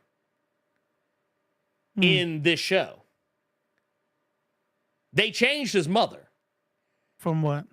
So in the comics, Sunspot's mom is white. Like now she's mijo. Now she right. Mijo, come here. Yeah. Oh no. She. Oh, yeah. It's always a mute thing. I mean, there's white people in Brazil, but they gave her some melanin. She was no. This is what they did. He was supposed to be like half American. He's half. Okay, so his dad. Here, I'm gonna pull this up because I want y'all to see this. So in the comics, Sunspot, this is his mother. She's white as dude. She is. That's Goku's voice actor. Yeah, that's not she looks like white. That's Shalarity O'Connor white. Bro, what is Goku's voice? My Japanese voice actor's name? It looks just like her. Oh yeah, no. Her birthday. So here's the funny thing. So there's that. Now his dad is Afro Brazilian. Can I just say something real quick? I always have to make this point. I have to. Yeah, go ahead. And I'm gonna talk about this. I'm gonna talk about this more in length tomorrow on Left Face Plug. Yeah. Here's the deal. I need everybody who is unfamiliar with the Latin community. If the only thing you know about the Latin community are Mexicans, Hondurans in your area or something like that, I need you to understand something. Marico Masawa, that's what. Now, this is not like contradicted. If she's white, if she's like a white, if he was supposed to be half, right? Yeah. Then that's what we're talking about. But there are absolutely whole ass don't speak a lick of English Latin people who look exactly like that. Yeah. Oh, yeah. But no, she is a whole ass white woman. She's like English white. She's from the United States. I feel you. Yeah. I just don't want anybody to go from this moment to think that the colonizers of Latin America were fucking white and that a lot of them look like that. Okay, that's one of them. Yeah. No. So they don't like that blonde shorty right there. This is his dad. What though? That's kind of dope though, because they didn't have to do that. No, they didn't have to do that. There was some drama a couple years back where the Miss Brazil was absolutely 100% Brazilian, born and raised, right? Ancestors, we know where they came from. And they were mad that she was representing Brazil because anti-blackness is global. But she's Brazilian. So in this comic, the way they're presenting, there's a lot of like Brazilians with complexions like mine, or even like lighter, like Chris's. No, I'm just playing. That's shade. Well, I mean, it just I just have I didn't take it as shade. Afro-Latino, which is pretty cool. I like that. Well, it's funny. I didn't take it as shade, but now I feel offended. I'm like, okay, I'm gonna get that ass. I wasn't offended until you said that shade. Like, oh. I was like, that's what we're doing. Got it. Well, I mean, but it's funny to me that for this guy who's so hyper vigilant about wokeness, Like he didn't even catch it. Like I said, this is why I tell you these motherfuckers don't read. They do not read. They want you to think that. And to be fair, I'll give you credit. I'll give him credit that he hasn't presented himself as some kind of knowledgeable person. He's presenting himself as someone who, someone who used to read comics. There's a video I have coming out soon. Not soon, but it's in the works. That is Electric about Negroes Part 2. Well, no, actually, it's about media literacy, but in that I break down the difference between comic book readers and comic book fans. And Tyrone Magnus, what he strikes me as a comic book fan. Yeah, he might. I'll give him credit. He might have read comics, but he has not read a comic probably since he was like 12 or 13 years old. Let's just be real. Yeah. Like, can I say something? Yes. Can I say something real quick? It's unrelated, but I can't let it slide. I want to go back to Robo talking about how light skinned I am. No, kind of. But Blerd Large goes like, left face just Rick Ross, Chris, and I'm not okay. Because that means I'm Drake in this scenario. I'm not okay right now. I saw that shit. Hey, yo, Study Case, I appreciate it. Study Case was like, yo, Chris shit is just fine. Thank you, appreciate it. But that ass though, we'll play it. I got nothing. He's like, God. I started laughing like, all right, let me leave it alone. I'm gonna leave it alone. I got nothing. Like, good, touche. I mean, truth be told, honestly, I got nothing else out of that because, I can't. I honestly can't listen to the sound of that man's voice anymore. Like that dude. I'm not gonna lie, bruh. Like, I feel like his voice is instantaneous, just instantaneous. Like that's his mutant power. Instantaneously. Drying up the pussy of any woman within like 100 yards of him. Like it's like you know how they did that thing with House of X. Yeah, right. Like I feel like they did this thing in House of X where they talked about how you could have two mutants who have the same power, but only one could probably be Omega level. It's like, this is the question. Is it Ben Shapiro or is it Tyrone Magnus? Which one has the most annoying pussy dryiness voice? Like, which Ben one Shapiro is? Gotta be Ben Shapiro. Yeah, I was about to say. Yeah, like Ben Shapiro's the Omega and Tyrone's the alpha level. I'll say, Sahara's is undefeated. Let's get it out. Oh my god, Ben Shapiro, like his power makes my ears bleed. Right? This guy puts my ass to sleep. That's what he's doing. That's it. He's like, well, here, let me tell you about comic books. I don't really read them, but hey, what are you doing? You sleeping? It's like he's here in the room. I couldn't hear his voice. Like I'm gonna be weird. Like if I'm walking down like a street, and it could be broad daylight, and I hear his voice. Hey man, you got a minute? I'll start walking faster. Yeah. I was like, clearly this is how I die. I'll be honest with you. I'm gonna be honest with you. If not, I'm gonna have to make a separate YouTube account. And put it on my Fire Stick, so when I go to bed at night, I can put his videos on to lull me to sleep. That shit is boring. That's just so boring. Would that be called white noise? Would that still be a white noise because for obvious reasons? Yeah. That's got to be a world record. The first black man to be white noise. Well, I specialize in white noise. Why? What do you I'm sorry. I just looking ass. Look, I man, okay. The fact that here's the thing: the fact that we roasted this man to oblivion is the most nerds of culture shit I could have ever done in this. Like I'm, like honestly, I feel like that's it. That's the show. The topic, the title be damn. Look at this ugly motherfucker. Yeah, it's like, you know what? Fuck the X-Men for a second. This Goma Powell piece of shit. Wait a minute. Kaiju number 12 looking ass bitch. Like, bro, I'm talking about like nah. I'm out here trying to be the first black school shooter. Kaiju. We found the line. We found the line. It's too far. We discovered the line. All right, my bad. I take it back. I already took it back. I took it back. Kaiju number 5 head is this cat right here. But no, motherfuckers out here breaching walls and shit. Like that's why I used that motherfucker's forehead too. Oh my god, bro. Tyrone isn't as bad as Young Ripper. Here, let me say something. Here, I'm gonna check this out. Check this out. Is it about kids getting shot? It's about Tyrone isn't as bad as Young Ripper. Here's what I'll say. Real talk, not even clowning. Young Ripper is a grifter of the highest order. Oh yeah. But there is something to be said about grifters who are like very successful.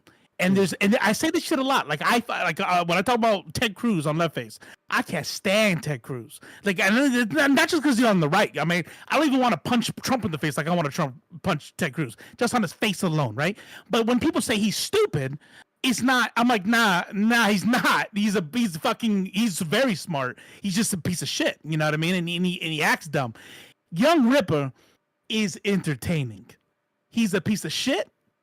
But his anger and his videos, I mean, he's gonna attract his audience. This motherfucker, Tyrone Magnus, is trying to be Young Ripper. Also, I want to point something out. Boring.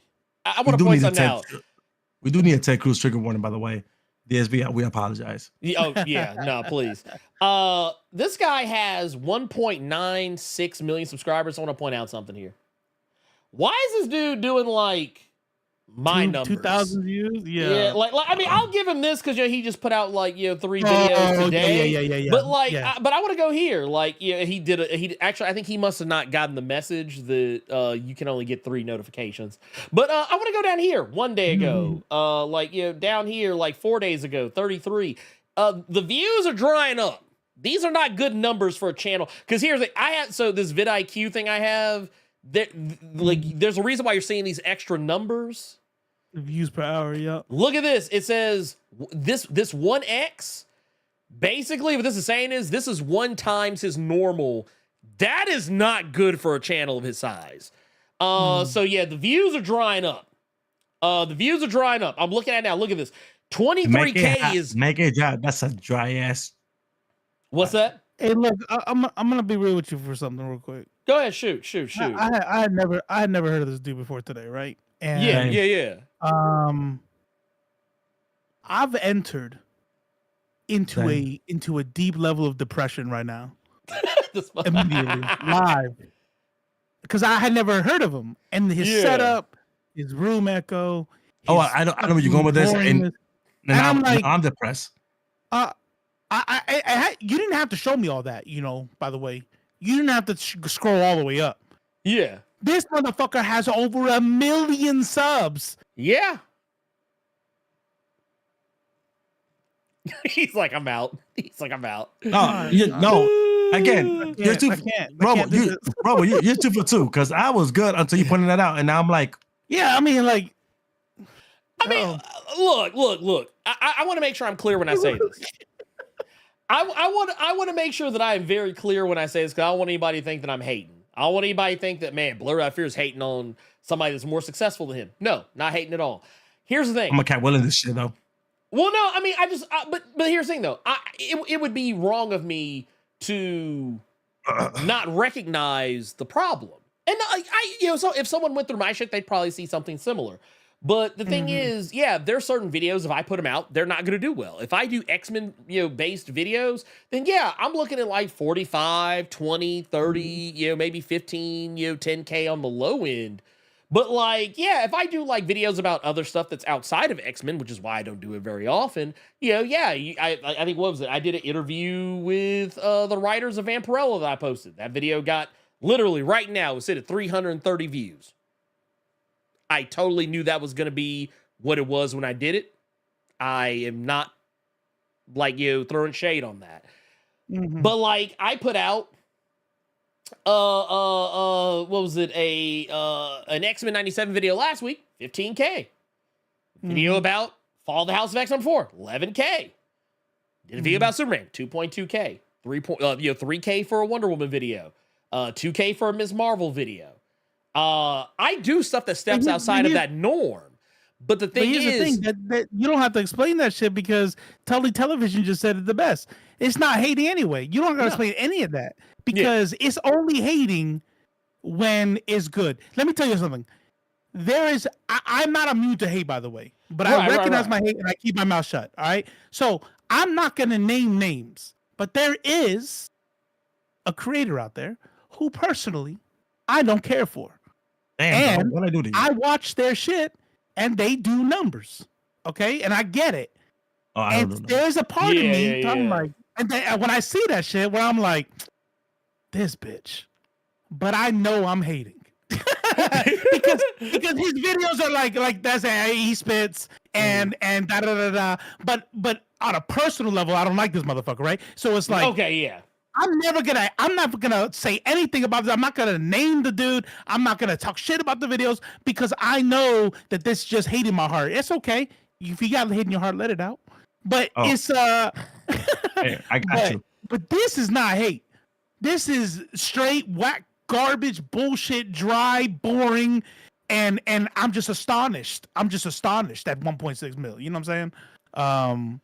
Oh yeah, that's all. That's all. Like, you know, because your numbers vary. You know, you outside your deal. We talk about this shit all the time. Oh, no, but that makes perfect sense though, because would you just explain exactly how I feel about like when I've done this when I've hate people because I do skits, plug, right?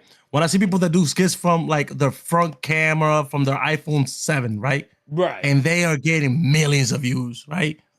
Versus when I see a motherfucker who do some dope ass like the shit that I be trying to do, I mean like the Uno card motherfuckers, hate him because I'm like, this shit is fucking flames. Right? And so that's the difference because I'm over here like my shit clean, but I'm like, bro, I should be.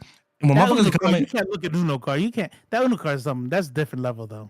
No, that is a whole. That's next level. That Uno card is next level. Yeah. But me hating on that because it's that great, and I wonder, like, am I ever gonna get to that level of editing? You will, 100%. You know what I mean? But your shit's clean now. Your shit's clean now. That's different level. Like when that's no shade. Yeah. That's just recognizing what it is. I guarantee you, whoever made that Uno video had to go to school. That's film school shit. Yeah.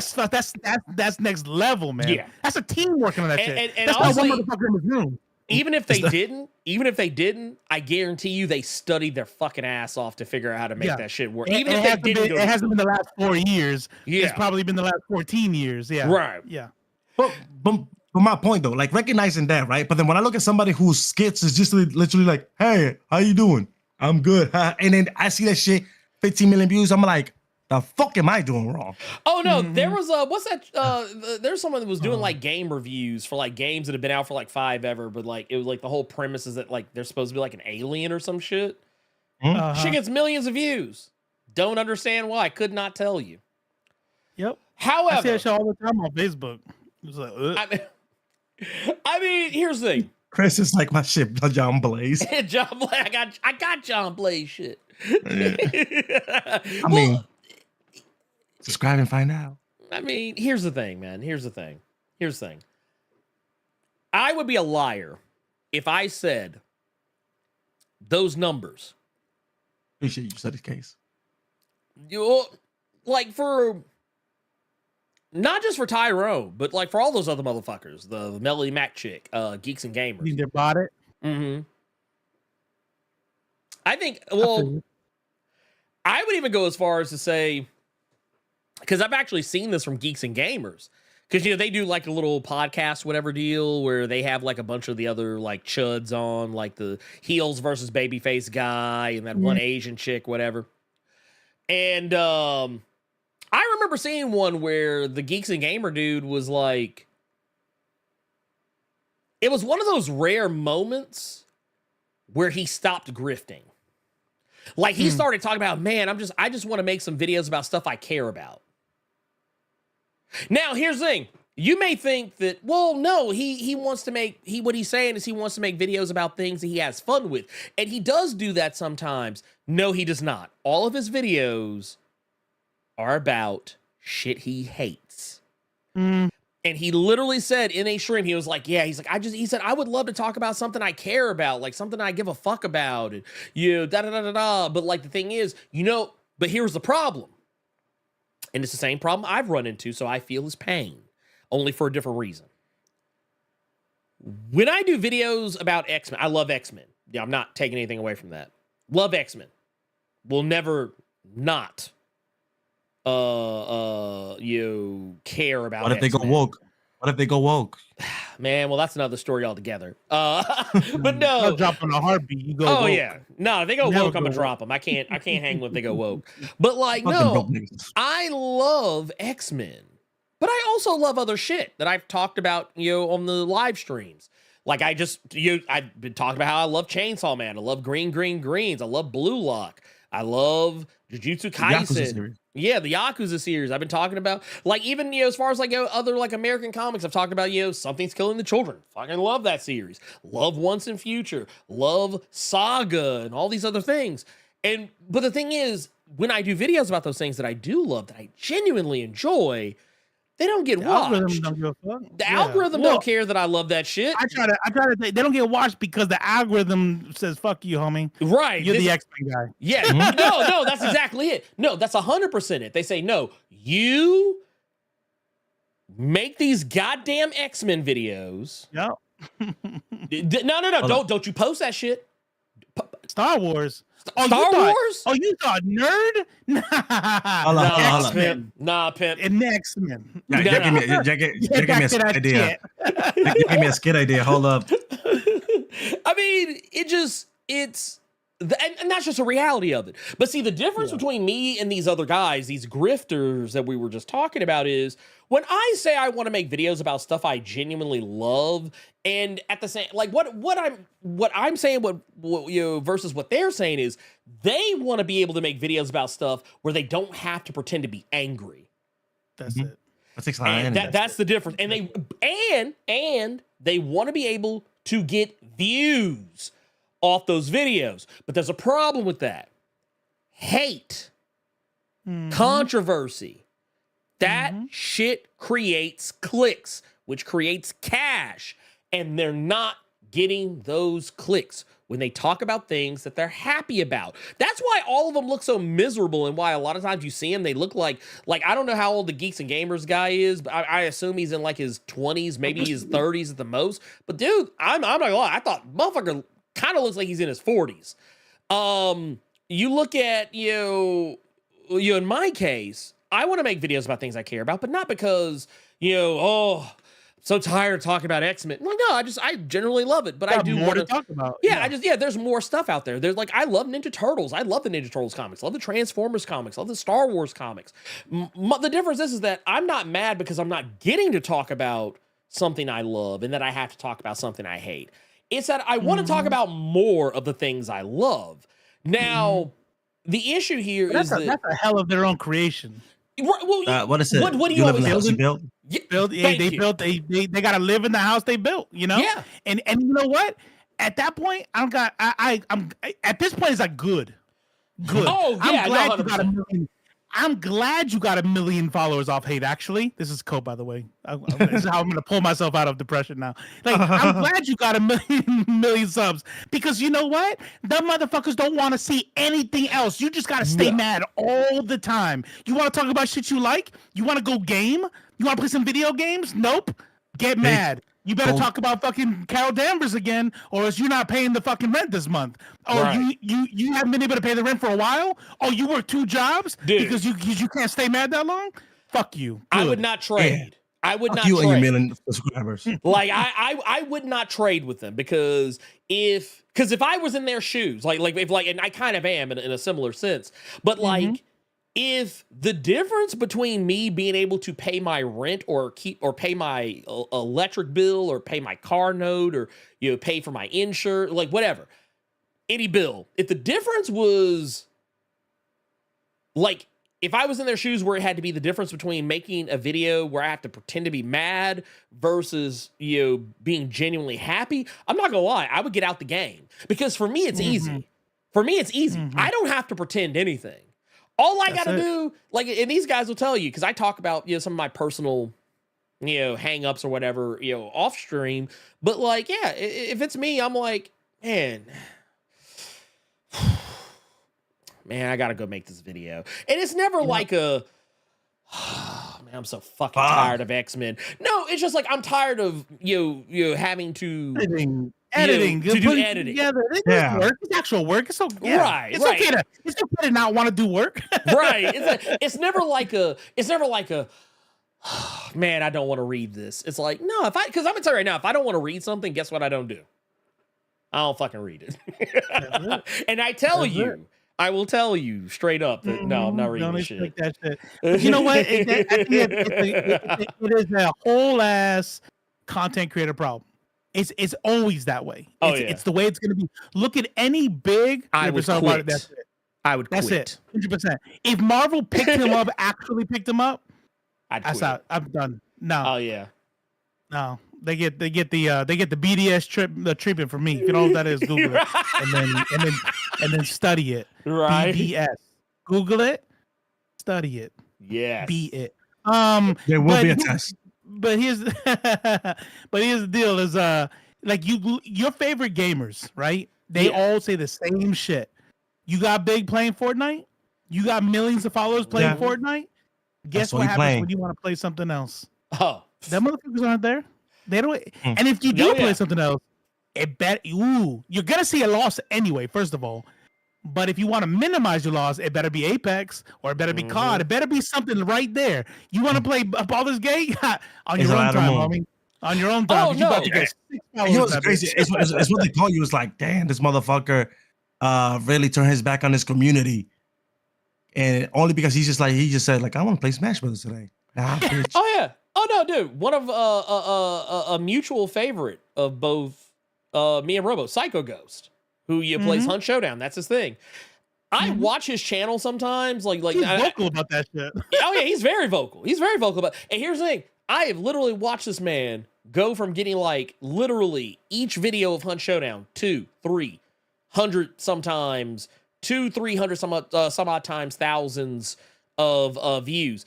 That motherfucker puts up a Remnant video or a Helldivers video, that shit is probably going to sit at like 5K.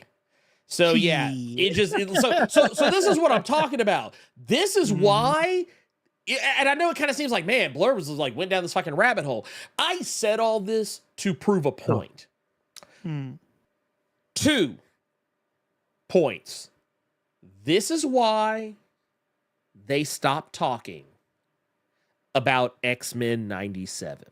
Because it's not real. Yeah. It's not principled. It's not principled. It's not, and they're tired of trying. Because I'm gonna tell you right now, that video, the one that we showed, we didn't watch the video, but girl?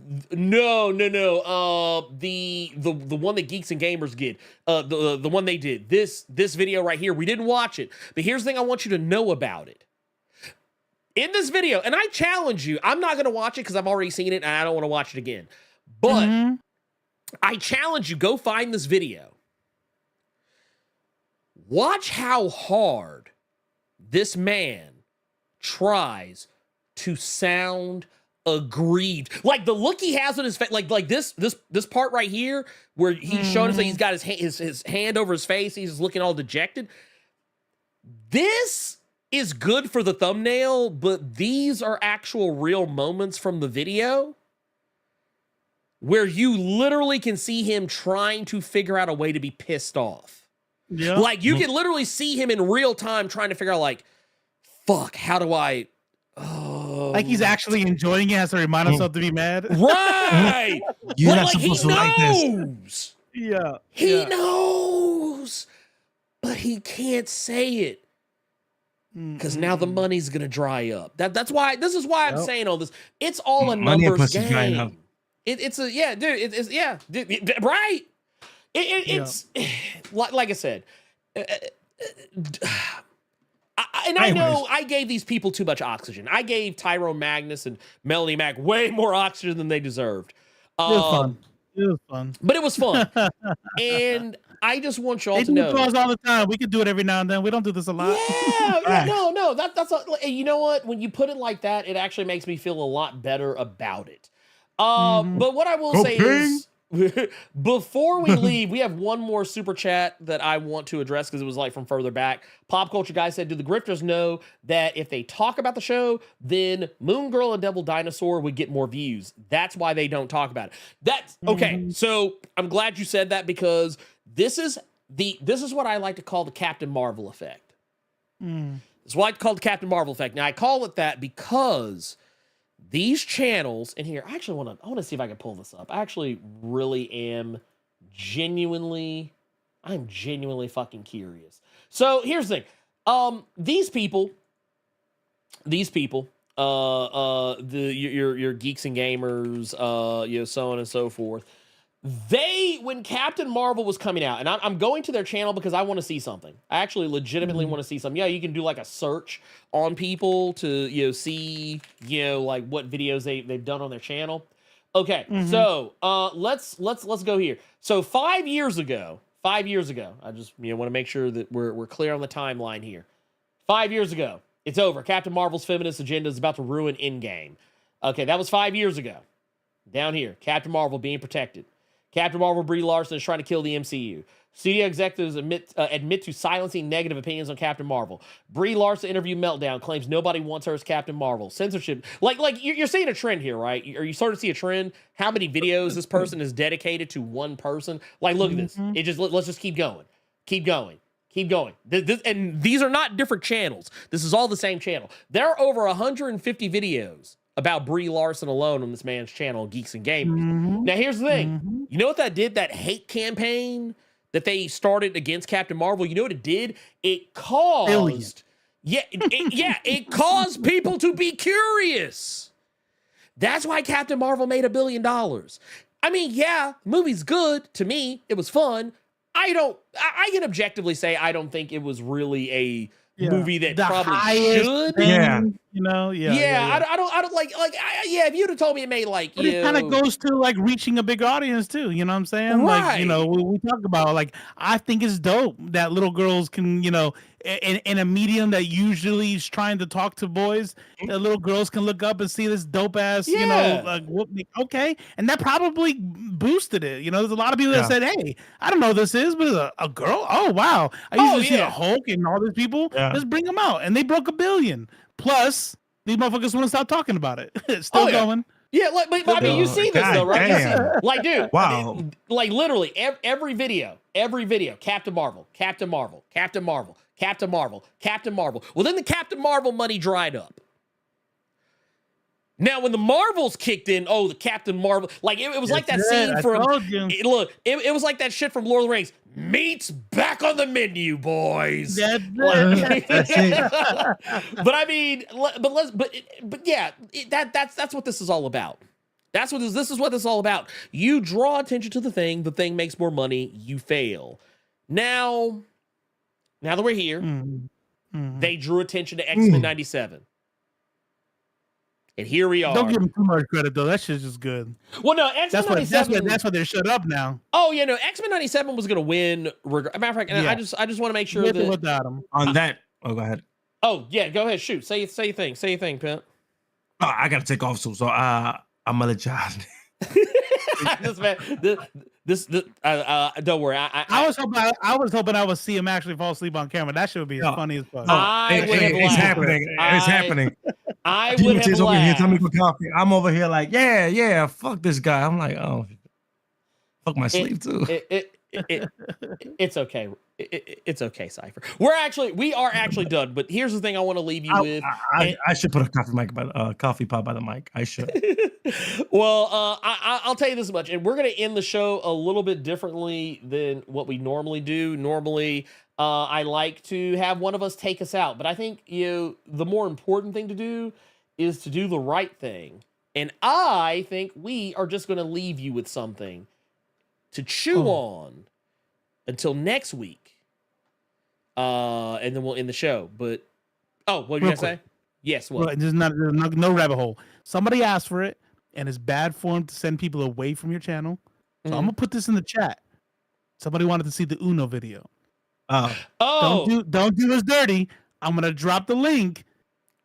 stick around for the end of this video, then click the link. All right. It's not just see this bitch cut in half just because I'm trying to hook y'all up. All right. Yeah. Well, no, that is fair. Also, see us out. You know, I was gonna say real quick housekeeping. If you have not done so already, make sure you click that like button. If you have not done so already, make sure you click subscribe. If you enjoyed the discourse, we do this every Thursday. Same bat time, same bat channel, and we also I'm not the only one who is a content creator here. You're already here, so clearly you know who I am. But I do highly recommend, if you are not familiar with these two gentlemen, to what is, I guess, on screen would be to my right, but it's actually to my left. But anyway, point of the matter is, if you are not familiar, make sure you go. There are links in the description. Make sure you open those up before you go to the Uno video.